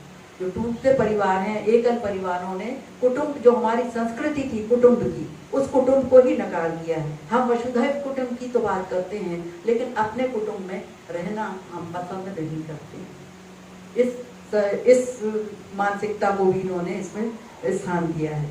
दिवाली के दिए कविता में वे अपने आप को हर विषमता का कारण मानते हैं। ये रात के अंधेरे का कारण रात का उजियाला ही है, क्योंकि हमें अंधेरे का आभास नहीं होता। पहले हम भोर होते जागा करते थे हमारे पुरखे, और दिन ढलते ही घर में पहुंचकर कुछ अपना ध्यान, पूजन, कर्म या धर्म ग्रंथों का पाठ करके शीघ्र सो जाया करते थे। तो अंधेरे का भास तो हमें तब हुआ जब हमने रोशनी के संसाधन ढूंढ लिए कि रात का अंधेरा हमें गहनता में की अनुभूति कराता है, जिसके कारण एक बाराती कविता के रूप में जीवन यात्रा का चित्रण इन्होंने किया है। वैसे हम मजाक में हम समाज में कहा जाता है कि शादी में तो दूल्हा दुल्हन की होती है, लेकिन बाकी सब शादी में अब्दुल्ला भी बेगाने होते हैं। वो उन्होंने अपने बाराती का चित्रण यहाँ प्रस्तुत किया, अपने आप को एक बाराती माना है कि हम यहाँ अकारण हैं। उन्होंने अपनी मौलिक विचारधारा का परिचय से जो नए प्रतिमानों के रूप में पद और पदक, जनवासा है, मृग तृष्णा है, सूरज निकले तो जागू से मैं हिंदू राष्ट्र का सपना संजोए हुए हैं कवि, और किसी मार्गदर्शक की चाह में है, क्योंकि वो उन अयोग्यों से सामने नहीं रखते जो योग बनकर राजद्रोही करते हैं। उनकी लेखनी को मैं नमन करती हूँ और अपनी वाणी को यहीं विराम देती हूँ।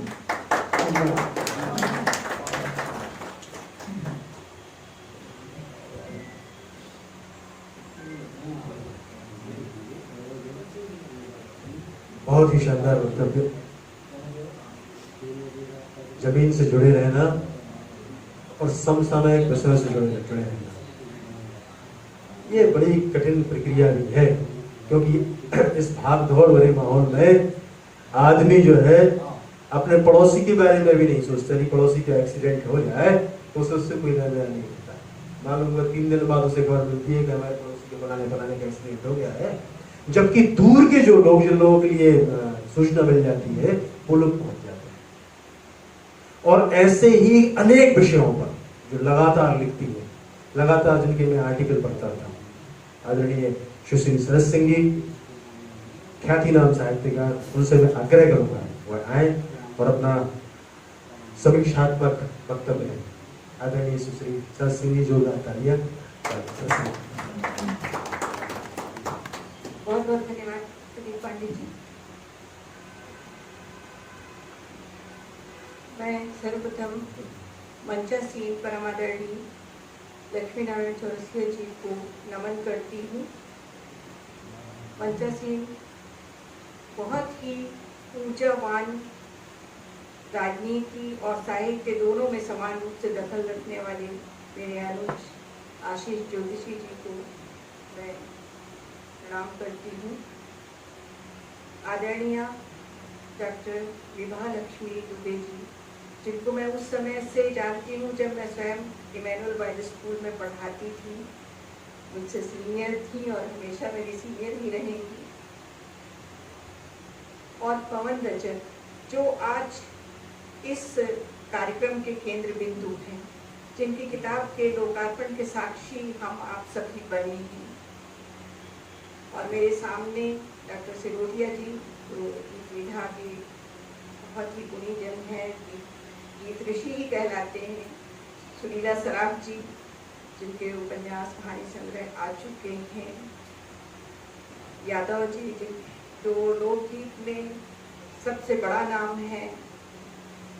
जलद जी, हरि सिंह ठाकुर जी, दुबे जी, सभी मेरे बहुत ही आत्मीय और परिजन ही हैं। सब जो संचालन कर रहे हैं, प्रदीप पांडे जी, उनका उपन्यास आप सब पढ़ ही चुके हैं।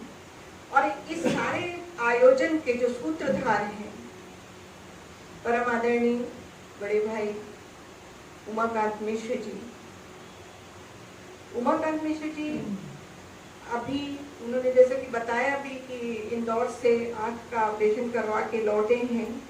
जब वो जाने वाले थे तो चर्चा हो रही थी और ये चिंता व्यक्त की गई कि आप फिर क्या करेंगे, आ पाएंगे कि नहीं। उनका सीधा कहना था, अरे वाह, मैं कैसे नहीं आऊँगा, पवन की किताब का लोकार्पण। मतलब उनको अपने आंखों की चिंता नहीं थी जितनी इस लोकार्पण की चिंता थी। तो इतने समर्पित भाव से जो साहित्य के लिए प्रतिबद्ध है, संस्कृति के लिए प्रतिबद्ध है, ऐसे उमाकांत जी के लिए एक जोरदार तालियां तो पूरी हो जाएगी।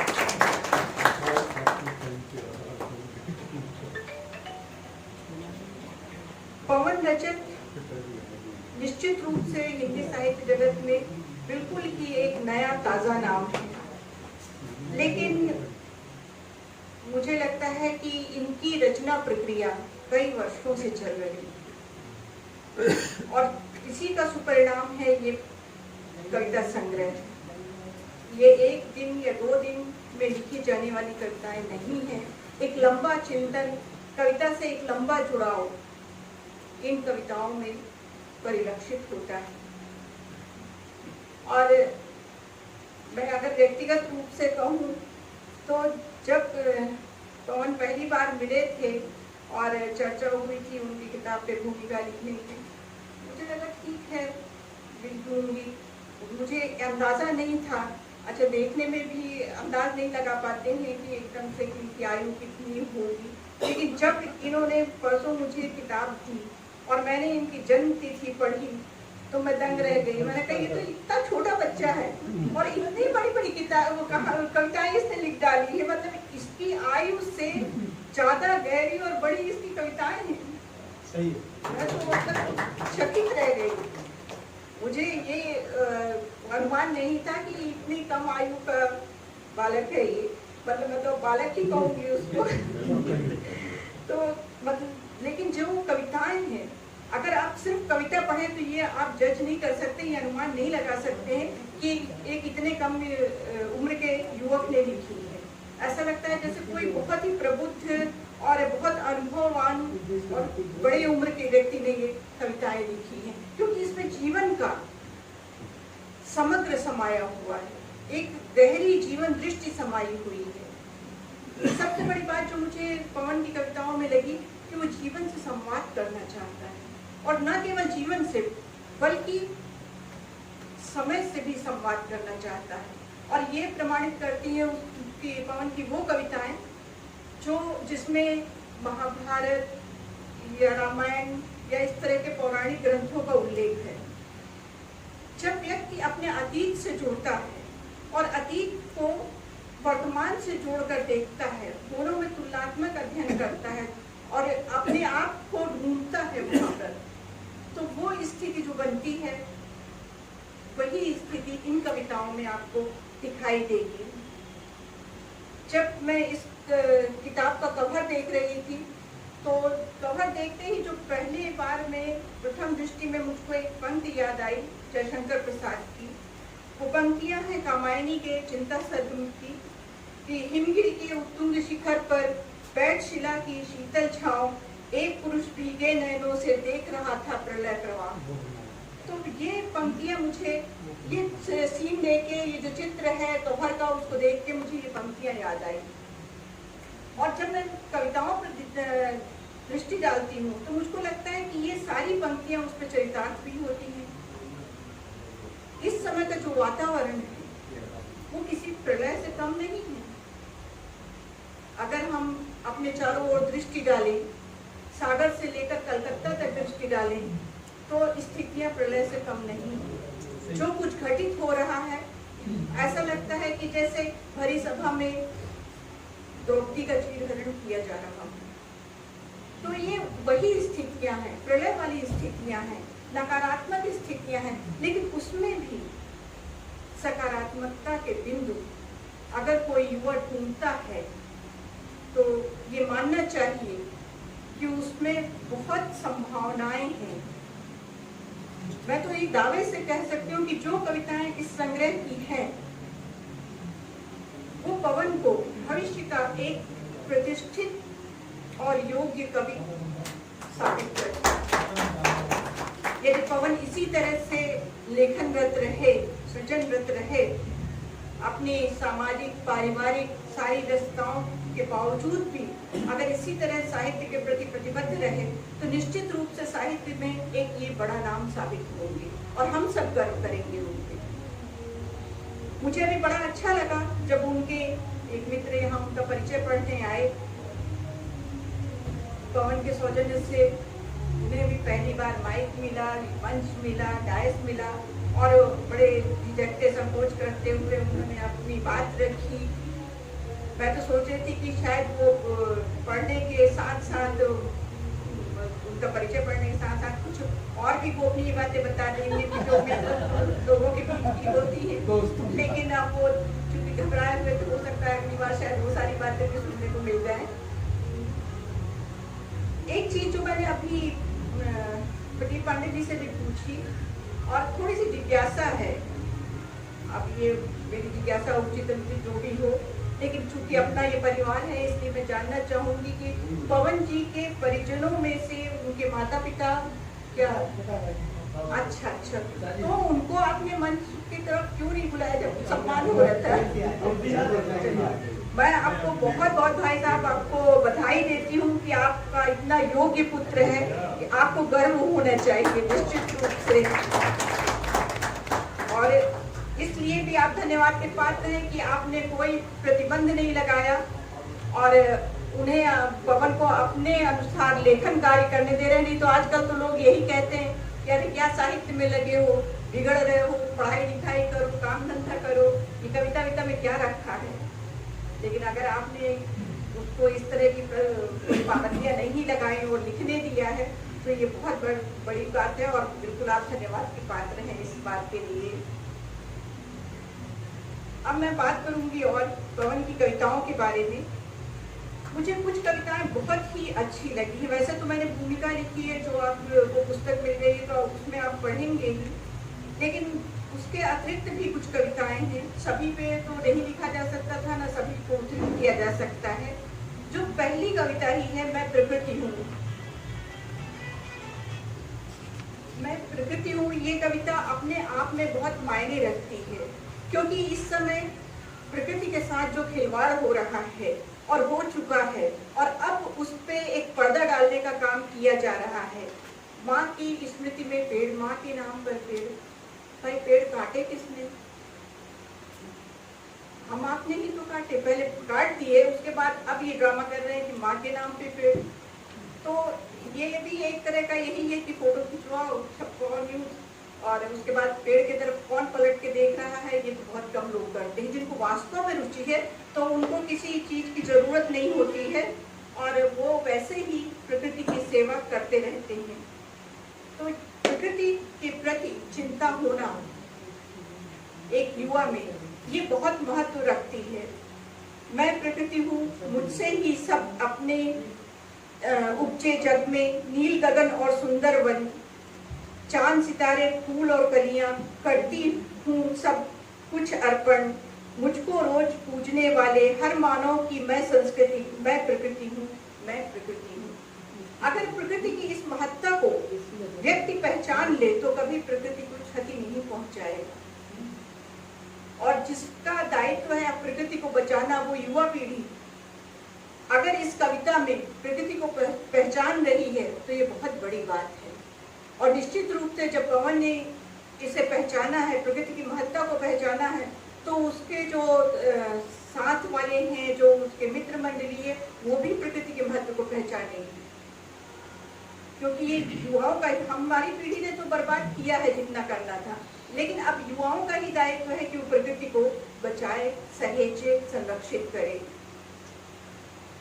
चिंतन की बात जो है कर रही थी मैं पवन की, बहुत गहराई है इसके चिंतन में। कोई जीत कर क्या जीता, ये बहुत बड़ा प्रश्न होता है। लोग क्षणिक उत्साह में आ जाते हैं, चुनाव जीत जाए, कोई लॉटरी जीत जाए, या इस तरह के कोई भी विजय हासिल हो जाए, कुछ नहीं तो अपने मित्र को ही किसी मामले में डिफीट दे दिया तो लगता है कि हाँ हम जीत गए। लेकिन क्या वो वास्तविक जीत होती है? वास्तविक जीत क्या है? ये जो प्रश्न है, जैसे मैं कौन हूँ, ये एक प्रश्न है जिसके बारे में अभी डॉक्टर विजय लक्ष्मी जी ने बहुत अच्छी व्याख्या की, उस कविता के बारे में काफी चर्चा की। तो इसी तरह से ये भी है, कोई जीत कर क्या जीता। ये पूरी कविता न केवल पढ़ने लायक है बल्कि मनन चिंतन करने लायक है। एक कविता और है इस संग्रह की, गांव की पंगत। ये मुझे बहुत अच्छी लगी कविता, क्योंकि पंगत अपने आप में एक संस्कृति है। सब एक साथ बैठते हैं और आग्रह कर करके परोसा जाता है, खिलाया जाता है, और उसका ये नियम भी है कि जब सब खा लेते हैं उस पंक्ति के, तभी पंक्ति से लोग उठते हैं। तो ये अपने आप में एक पूरी संस्कृति है, और ये संस्कृति हमारी छूटती जा रही है बफे सिस्टम के चलते। वहाँ तो ऐसा लगता है टूट पड़ते हैं, प्लेट्स देखी टूट पड़े, सब भर लिया, उसके बाद जो बच भी रहा है वो डस्टबिन में जा रहा है, वेस्ट हो रहा है। तो खाद्यान्न जो हमारी संस्कृति थी कि हम बचाते थे, और उसके अलावा अपने से बड़ों से जुड़ाव, अपने परिवार के लोगों से जुड़ाव, ये चीज भी पंगत सिखाती थी। इसी बात को पवन ने इसमें रखा है कि गांव की एक पंगत में जहाँ हम दोनों मेहमान थे, प्रीति भोज था किसी का, मैं बच्चा था और वो जवान थे। मैं बच्चा था और वो जवान थे, यहाँ से ये कविता शुरू हो रही है।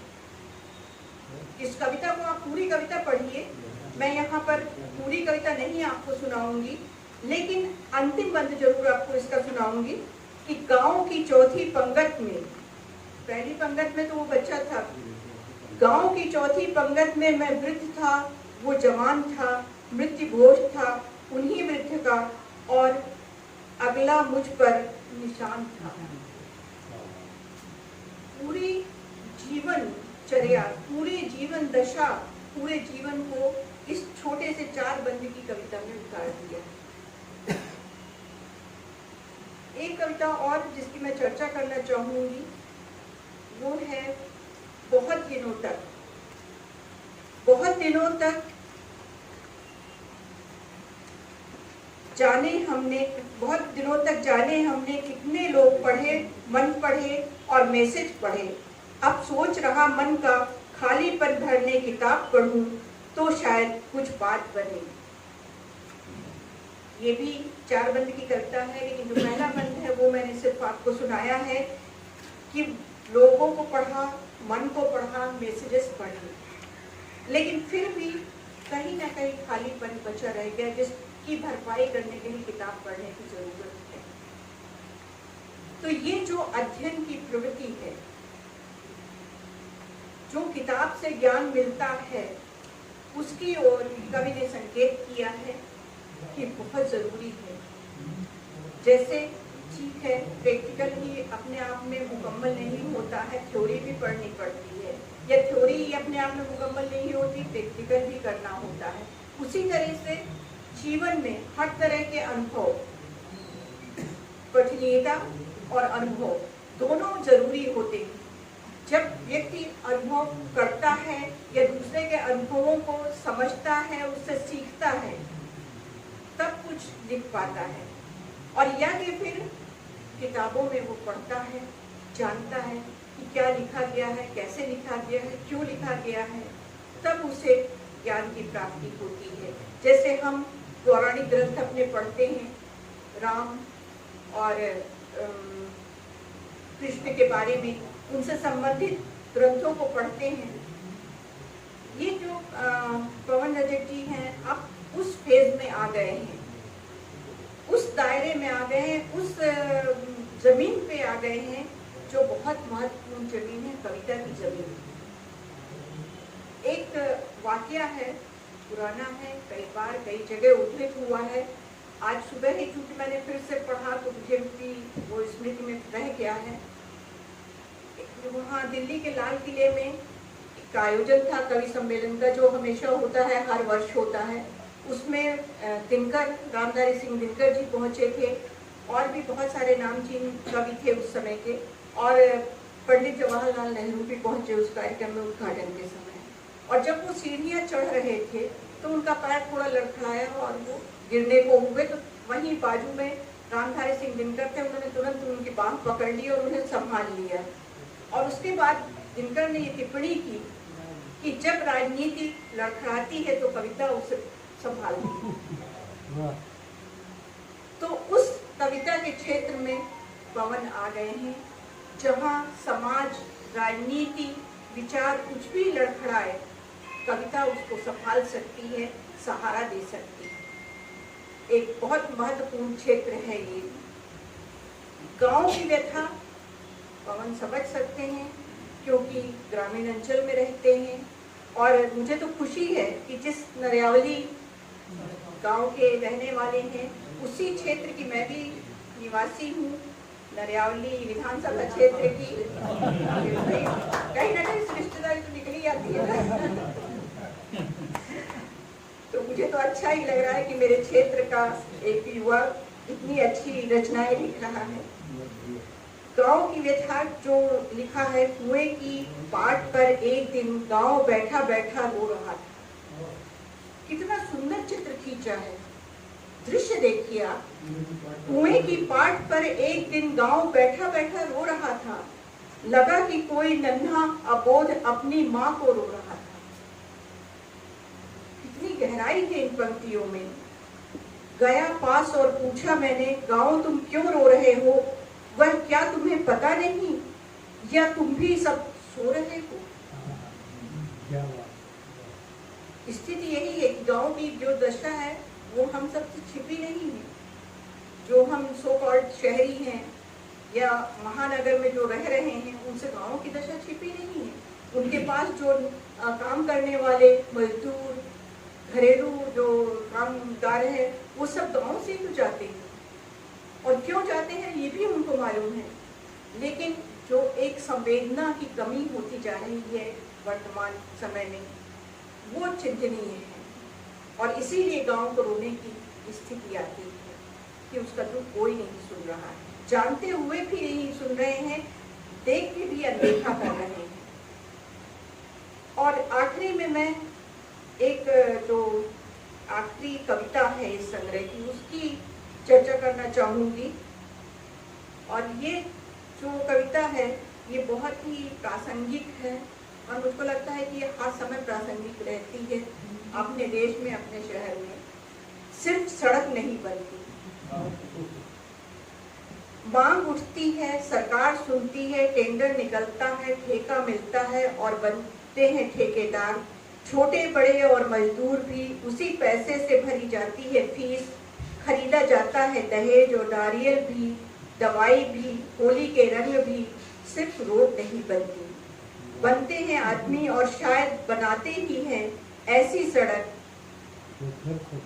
जो फिर खुदे और फिर बने, ताकि बन सके फिर से एक आदमी और सिर्फ जी सके कुछ ये इतनी सच्चाई, इतनी यथार्थवादी कविता अगर पवन जैसा युवा लिख रहा है तो साहित्य को लेकर हम लोगों को चिंता करने की कोई जरूरत नहीं।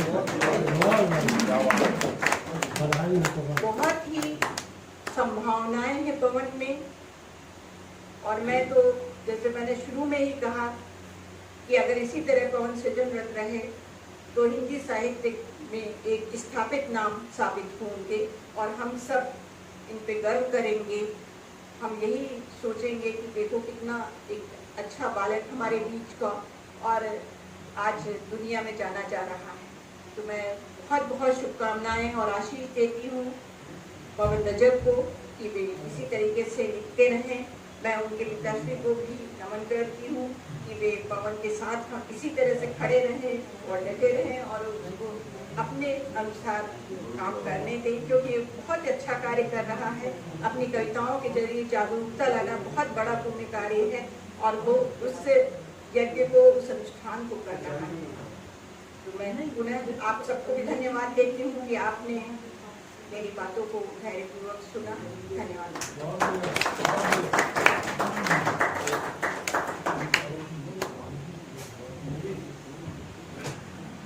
कठोपनिषद में नाचिकेता और यम का संवाद होता है।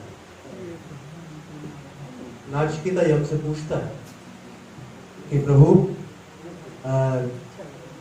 मनुष्य की गति आखिर है क्या? तो हो सकता है शायद मुझे जानकारी ज्यादा कम हो, लेकिन मैंने लंबे समय पहले फिर किया था तब भी बता रहा हूँ। तो उन्होंने कहा था कि रक्त और वीर जल में समाहित हो जाता है, आत्मा आकाश में चली जाती है, मन चंद्रमा में विलीन हो जाता है और शरीर की मिट्टी मिट्टी में चली जाती है और जो हम जो शब्द निकालते हैं शब्द वायु में चले जाते हैं। तो यम से फिर सवाल करता है सीता, तो बचता क्या है? तो यम कहते हैं इसे गूढ़ है, बूढ़ी नहीं है। इसके बाद के जो कई प्रश्न हैं, मैं समझता हूं कभी अवसर मिलेगा तो उन पर जरूर चर्चा करेंगे। वास्तविक स्थिति में जो किताब है मैं कौन हूं, ये वहीं पर जाके पहुंचती है। और मैं ये भी इस बात को भी मैं बड़ी गंभीरता से, जब मैंने केवल एक कविता पढ़ी और मैडम को सुना मैंने, तो बड़ी गंभीरता के साथ मैं ये कहना जरूर चाहूंगा कि ये लड़का जो है सागर के लिए नहीं है। आप देखना आने वाले समय में एक बड़ा कवि बन के निकल के आएगा राष्ट्रीय स्तर पर। मैं आज हमारे बीच में भाई पवन के पिताजी श्री राकेश रजक जी हमारे बीच में उपस्थित हैं। मैं आग्रह करूंगा एक फ्रेश एयर जो हमारे सागर में चली थी और जब हमें बताया था कि who I am, it means मैं कौन हूं, और साहित्य के क्षेत्र में उन्होंने सिद्ध भी की श्री उमाकांत मिश्र जी से मैं आग्रह करूंगा तो वो आए और श्री राकेश रजक जी का सम्मान करें। विरुद्ध आगे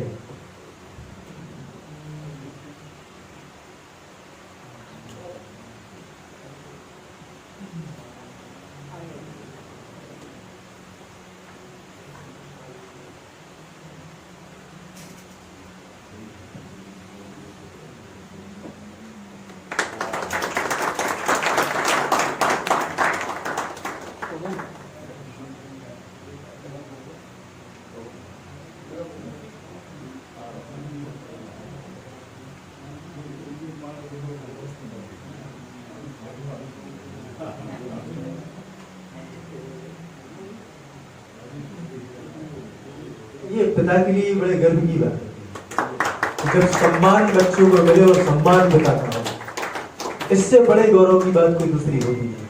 आज आप दोनों के लिए बहुत बहुत बधाई, बहुत बहुत शुभकामनाएं। मैं आग्रह करना चाहूंगा, ऐसे व्यक्तित्व बुलाना चाहूंगा जो गुरुओं के भी गुरु हैं।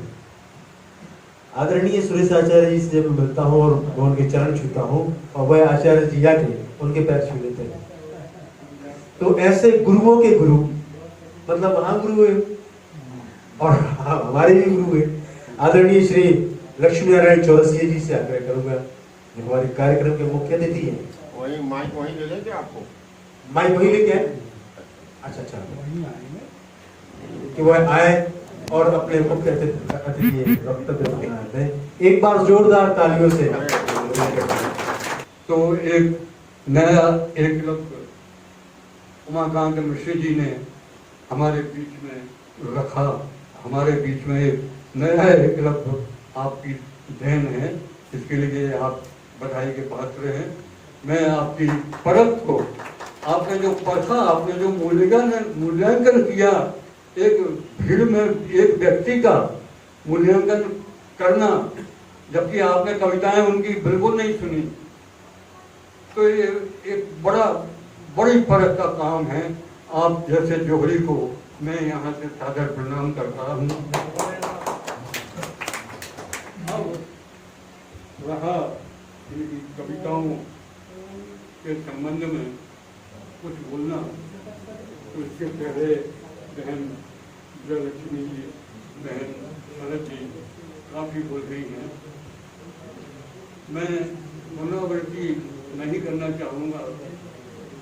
थोड़ा बहुत जो कविताएं बहुत अच्छी लगी हैं उनको मैंने बार बार सराहा है अपने पढ़ते समय। सबसे जो जानदार कविता है वो यही है कि कोई हारने वालों की कोई हार नहीं होती है और जीतने वालों की कोई जीत नहीं होती है। कबीरदास ने भी इस संबंध में एक दोहा कहा है, मन के हारे हार है, मन के जीते जीत, पार ब्रह्म को पाइए मन ही की प्रतीत। मन के विश्वास के आधार पर हम पार ब्रह्म तक पहुंच सकते हैं, तो हार और जीत तो बहुत मामूली सी बातें हैं। और जो जीतने वाला है वास्तव में जीतता तो जरूर है, लेकिन कितने खून खराबा के बाद, कितने आदमियों को यतीम करने के बाद, युद्ध में कितनी औरतों को विधवा बनाने के बाद एक जीत हासिल होती है। महाभारत का युद्ध हमारे सामने है, जिसमें हजारों लोग, लाखों लोग मारे गए थे और उनके परिवार क्षतिग्रस्त हुए थे। तो वास्तव में जो जीतने वाला है उसकी जीत नहीं होती है, हारने वाला जीतता है। और हार और जीत कोई बड़े महत्व के बिंदु नहीं है। हमें अपने कर्तव्य में सजग रहना चाहिए, यह सबसे बड़ा होगा। मैं प्रकृति हूँ, कविता में प्रकृति से जुड़े हुए पवन नगर के दर्शन होते हैं। बहन शरद जी इस बारे में काफ़ी बातें कर चुकी हैं। मैं प्रकृति के जो विभिन्न तत्व हैं उनसे जुड़ने की कोशिश कर रहा हूँ इस पंक्ति में कि क्षिति जल पावक गगन समीरा। क्षिति जल पावक गगन समीरा, 5 तत्व से बना शरीर। शरीर 5 तत्व से बनता है और मृत्यु के बाद ये 5 तत्व का शरीर अपने पुराने 5 तत्वों में समाहित हो जाता।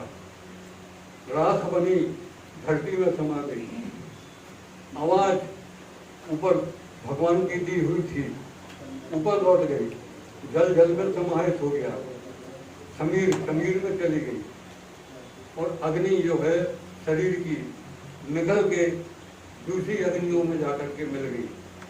इस प्रकार 5 तत्वों से जाकर मिल जाते हैं। मैं अपनी एक कविता की 4 पंक्तियां भी सुनाना चाहूंगा इस अवसर पर, जिसमें इस बात का उल्लेख है। एक ब्रह्म ही सत्य है, बाकी सब कुछ छाया, फिर भी भेष बदल कर क्यों घर घर पूछती माया। एक ब्रह्म ही सत्य है, बाकी सब कुछ छाया, फिर भी भेष बदल कर क्यों हर घर मस्ती माया। जन्म जन्म से हम रोक रहे, किंतु कब पाए रोक, पांच तत्व में मिल जाती पांच तत्व की काया। एक ब्रह्म ही सत्य है, बाकी सब कुछ छाया। तो पांचों तत्व से शरीर बना और अंत में मृत्यु के बाद पांच तत्व प्रकृति में समाहित हो गए। इसको पवन भद्रक जी ने अपनी कविताओं में कई जगह उल्लेखित किया है। फुआओं का जीवन है, एक फुआ का जीवन है वो उसमें, लेकिन पवन रजक उसका शीर्षक क्या रखते हैं? फुआओं का। अपनी फुआ मात्र को नहीं, उसमें वो संसार भर की फुआओं को इकट्ठा करके अपनी कविता का शीर्षक देते हैं। ये बहुत बड़ी बात है जो शीर्षक आपने दिया है, फुआ के बदले में फुआओं का उल्लेख करना। और ये नारी जीवन जो है केवल फुआ का नहीं है, तमाम फुआओं का, तमाम मौसियों का, तमाम बहनों का, तमाम बहुओं का, तमाम बेटियों का, सबका संपूर्ण नारी जगत का जीवन है और बड़ा संघर्षशील जीवन है। नारी जीवन जो फुआओं के जीवन में वेदना आपने झेली कविता लिखते समय, वो नारी जीवन की वेदना है। छोटी उम्र में शादी के बाद उर्वती जो उड़ती है, बरसात में उड़तिया लगती है, जिसको अपन बुंदेली में उड़तिया बोलती, वो उर्वाती शब्द है। उर्वाती शब्द है, लेकिन अपन उड़तिया भी बोलते हैं कि उड़ती चल रही। मानो पानी ज्यादा गिर रहा है तो घर के छप्पर से एक खान सी बन जाती है, वो उड़तिया कहलाती है या उर्वाती। तो जो बुआ जी हैं, बुआ का जीवन, फुआओं का सारा जीवन उर्वाती सा बह जाता है। माने संपूर्ण जीवन एक पानी की धार के समान, जिसको कोई सहेज नहीं पाता, उस पानी की धार को कोई इकट्ठा नहीं कर पाता, वो तो बहती चली जाती। तो नारी जीवन की तुलना और वाती से करना बहुत बड़े साहित्यकार का कार्य हो सकता है, जो पवन रजक ने दिखाया। और कई जगह जो उपमान हैं उनके, वो उपमान बड़े श्रेष्ठ किस्म के उपमान हैं। एक कविता मैं और सुनाना चाहता हूँ। सिर्फ खपरेल से वो घर नहीं था, सिर्फ खपरेल का वो घर नहीं था,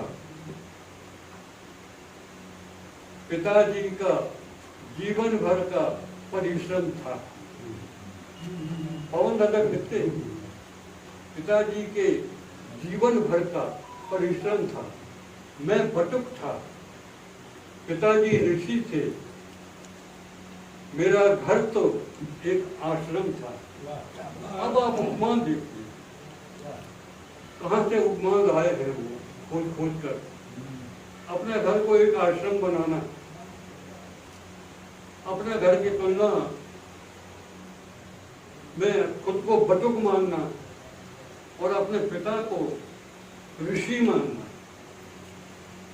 पिता की तुलना ऋषि से कर रहे हैं, अपनी खुद की तुलना बटुक से।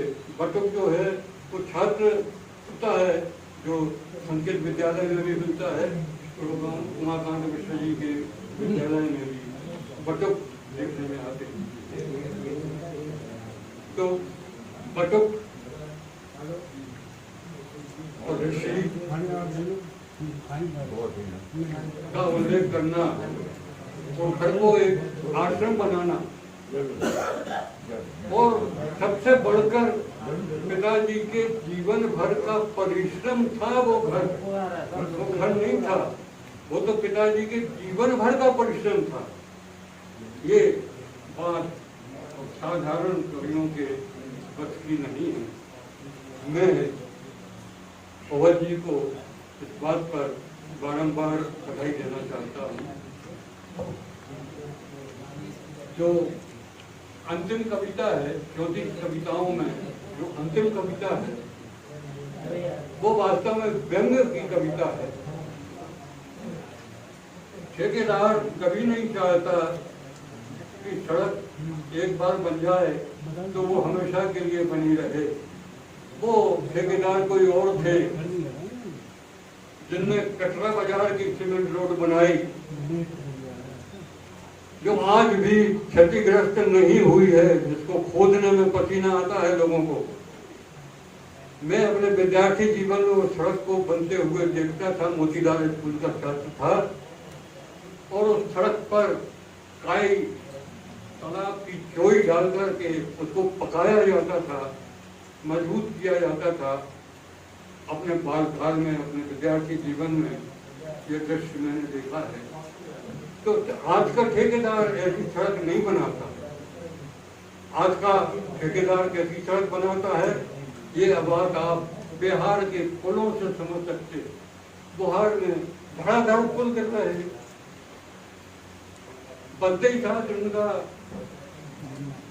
उद्घाटन समारोह तो संपन्न हो नहीं पाया, वो बगल गए। तो आज के जो ठेकेदार हैं वो सड़कें कैसी बनाएंगे, इन्हें सड़क खुदे, वो जो सड़क फिर से बने। हमारे स्मार्ट सिटी में, सागर में भी ऐसी सड़कें बन रही हैं, बार बार खुदती हैं और बार बार बनती हैं। उसमें ठेकेदार को पैसा प्राप्त होता है। आपको भले असुविधा हो, आपको भले कष्ट हो, आपके बच्चों को निकलने में कष्ट हो, आपके परिवार के जनों को, वृद्ध लोगों को निकलने में कष्ट हो, लेकिन ठेकेदार को इससे कुछ लेना देना नहीं है।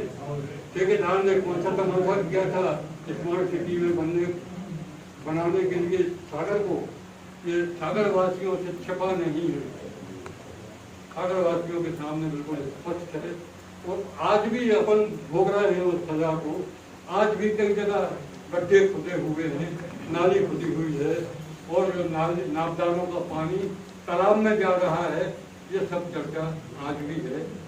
तो अखिल की जो व्यंग्य कविता है, जिसमें इस बात पर व्यंग है कि ठेकेदार किसी सड़क को सड़क कभी नहीं रहने देगा, क्योंकि सड़क बनती है तो वो बनता है, ठेकेदार बनता है, उसके पास धन पहुंचता है। बनने का अर्थ है सड़क तो बनती है, सड़क के पास धन नहीं पहुंचा। सड़क का धन कहाँ पहुंच रहा है? ठेकेदार। अंत में अपनी बात समाप्त करने के लिए पवन रजक की कविताओं की विस्तृत भावभूमि है। उनकी 34 कविताओं में गागर में सागर भरने का उपक्रम है। कवि की कविताओं में प्रकृति चित्रण है, गांव का नगरीकरण है और गांव की व्याकुलता भी है। गांव तैयार नहीं है गांव नगर में बदलने के लिए अपने आप को। जीवन का यथार्थवाद है उनकी कविताओं में, जीवन की जंग है, जीवन की कटुता का चित्रण है। उनकी कविता में देशभक्ति है, उनकी कविता में लोकतंत्र है, उनकी कविता में हिंदू राष्ट्र की कविता है और विसंगतियों और समाज में बैठी हुई कुरीतियों, विद्रुपताओं को समाप्त करने की लालसा भी उनकी कविता में है। मैं उनके उज्जवल भविष्य की आप सबकी ओर से और अपनी ओर से विनम्र प्रार्थना करता हूँ।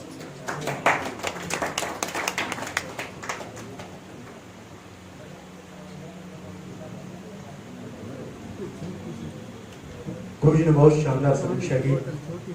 इस इसमें कोई शक और सवाल नहीं है।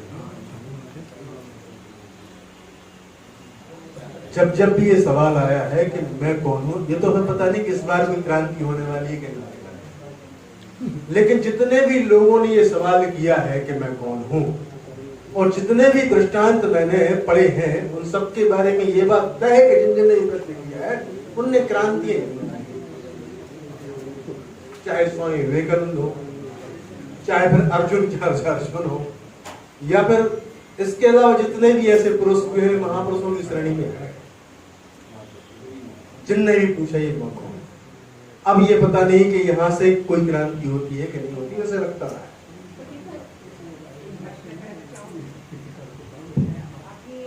आदरणीय चौरसिया जी ने बहुत अच्छी बात कही, एकलव्य का उदाहरण दिया। मैं उसका एक पक्ष और ये बात अपने तरफ से रखना चाहूंगी, पूरी क्षमा याचना के सहित से। हालांकि मेरा अधिकार नहीं बनता उनकी बात में हस्तक्षेप करने का, लेकिन मुझे लगता है कि महाभारत काल के जो द्रोण थे उन्होंने अंगूठा ले लिया था एकलव्य का, लेकिन जो हमारे काल के द्रोण हैं जिनको चौरसिया जी ने द्रोणाचार्य कहा है, वो अपना अंगूठा दे देंगे एकलव्य के। पूरे अपने सभी हाथ ही दे। तो मैंने कहा कि क्रांतियां जरूर हुई हैं, और जो अंतिम क्रांति हुई थी, बड़ी क्रांति हुई थी, एक व्यक्ति ने पूछा कि मैं कौन, और जैसे ही उसने कहा कि मैं कौन हूं, तो पूरे के पूरे देश ने बताया कि तुम महात्मा गांधी हो, तुम कोई और नहीं, तुम महात्मा गांधी। इससे पहले कि श्री आशीष ज्योति जी को बुलाऊं, मैं आग्रह करना चाहूंगा देश के बहुत बड़े लोकगीत गायककार सम्मानीय शिवरतन यादव जी से कि वह आए और कुछ ना कुछ तो सुनाए। बिना सुनाए उनको हम जाने नहीं देंगे, ये बात तय है। तो कृपया माइक आपके सामने है, भजिया आप रखते दीजिए, भजिया जरूर खाना है, इसमें कोई भैया ताली जरूर बजाओ सम्मानीय Shivkumar Singh Yadav ji. He is not a common man, he is a personality of India.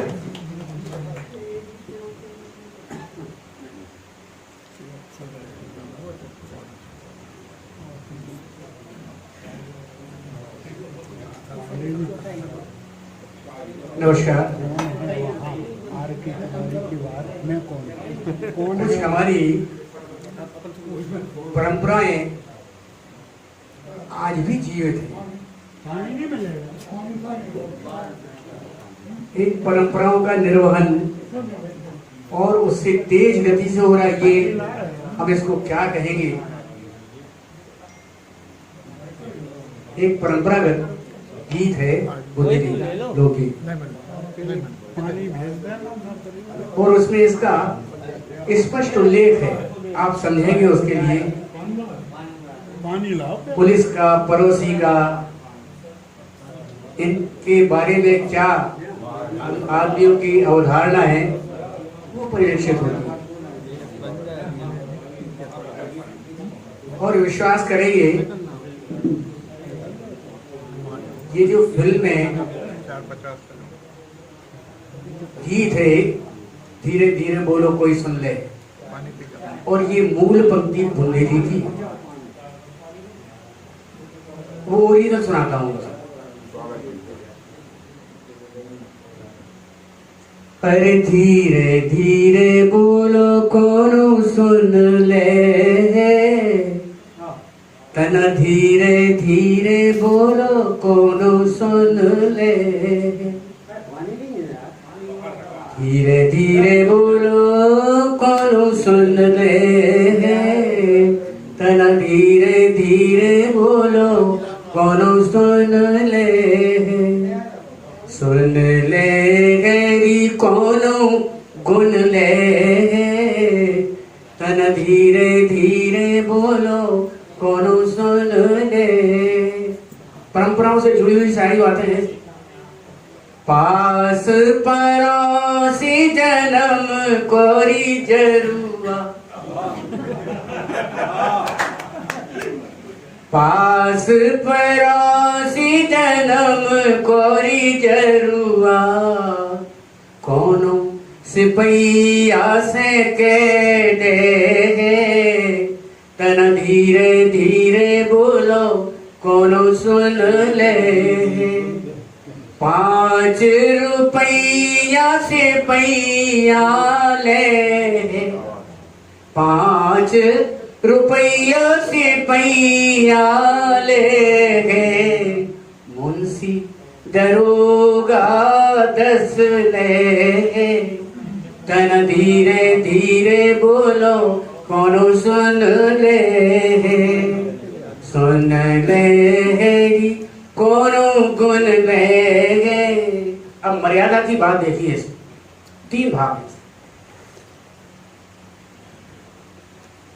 गांव भरे में चर्चा हुई है, गांव भरे में चर्चा हुई है, मोरी पगड़ी तोरी नथ जय, मोरी पगड़ी री तोरी नथ जय, तन धीरे धीरे बोलो कोनो सुन ले।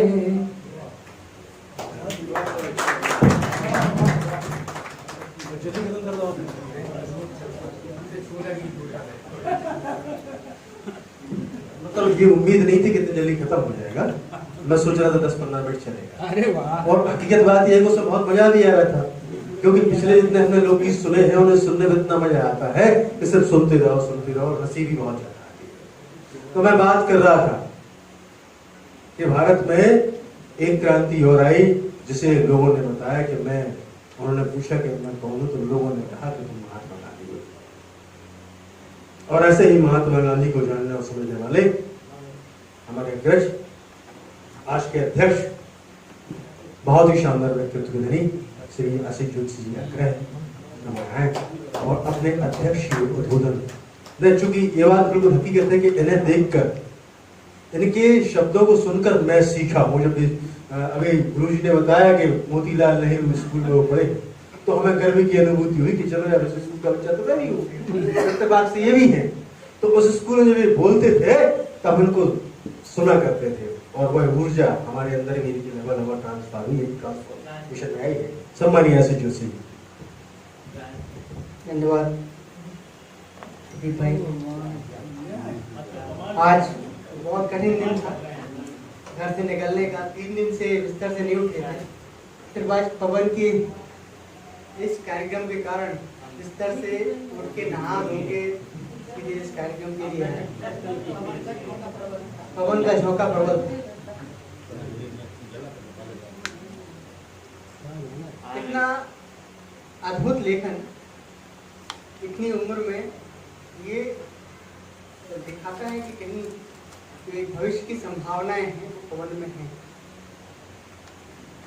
आज के हमारे इस गरिमामय कार्यक्रम के मुख्य अतिथि परम आदरणीय लक्ष्मी नारायण जी चौरसिया, हमारे देश की बड़ी कथाकार विदुषी आदरणीय डॉक्टर शरद सिंह जी, आदरणीय डॉक्टर युवा लक्ष्मी जी, जो इस पुस्तक के रचयिता हैं प्रिय पवन जी,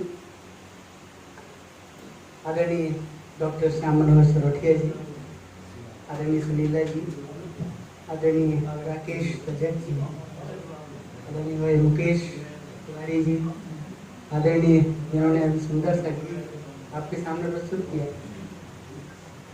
शिवरतन यादव जी, आदरणीय GL राठौर जी, आदरणीय सिंह साहब, आदरणीय रमेश दुबे जी, आदरणीय उपाध्याय जी, दीक्षित जी, सॉरी दीक्षित जी, क्षमा करें भाई, चौकसे जी, भाई वकील साहब, आदरणीय पूरन सिंह जी, आदरणीय अलग जी,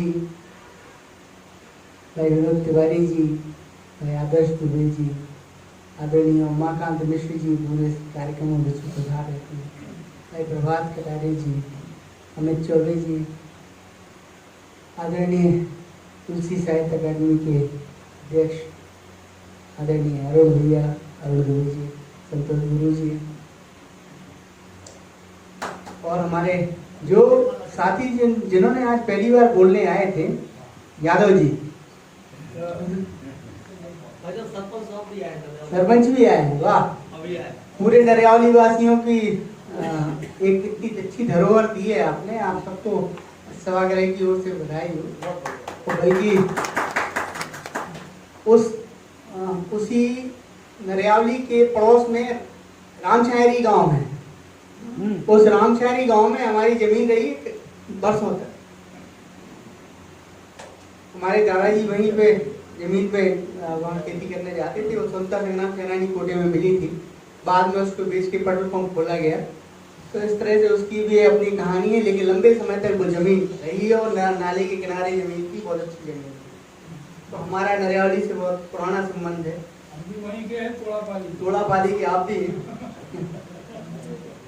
इतनी सारी बातें जो है पवन के बारे में सबने कही है। हम बहुत सारी बातें नहीं कहने वाले, क्योंकि किसी की बहुत ज्यादा तारीफ कर दो तो उस पर कहीं ना कोई नजर लग जाए। बस हम लोग शुभकामनाएं दे सकते हैं, खूब आशीर्वाद दे सकते हैं कि आप जो है निरंतर लिखते रहो। क्या लिख रहे हो क्या नहीं लिख रहे हो इस बात की कोई परवाह नहीं।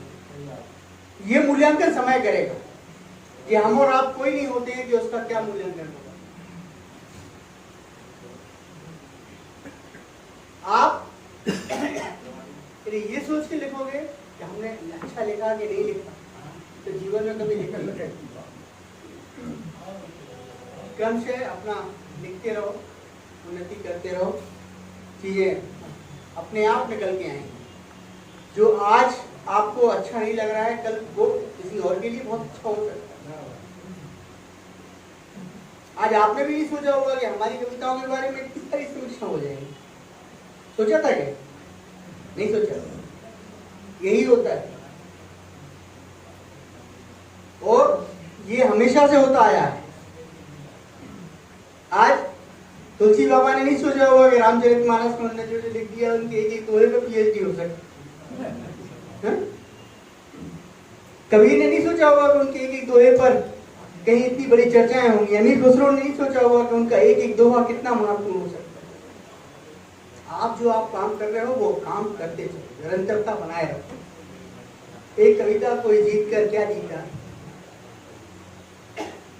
उसकी दो पंक्तियां बहुत अच्छी लगी, पर कोई जीत कर क्या जीता और कोई हार कर क्या। पर कोई जीत कर क्या जीता और कोई हार कर क्या हारा। इन दो पंक्तियों में इस पूरी कविता का सार है। तो मैं अपनी पूरी शुभकामनाएं, खूब आशीर्वाद पवन को देता हूँ कि वे खूब उत्तरोत्तर उन्नति करें, आगे बढ़ें और इस सागर शहर का नाम, इस जिले का नाम, प्रदेश का नाम और देश का नाम ऊंचा करें। बहुत बहुत शुभकामनाएं, खूब आशीर्वाद, बहुत बहुत धन्यवाद आप सबके लिए। आज तबीयत ठीक नहीं है भैया, क्षमा चाहता हूँ। ये सच है, लेखक और इतिहासकार प्रतिभा जितने भी हुए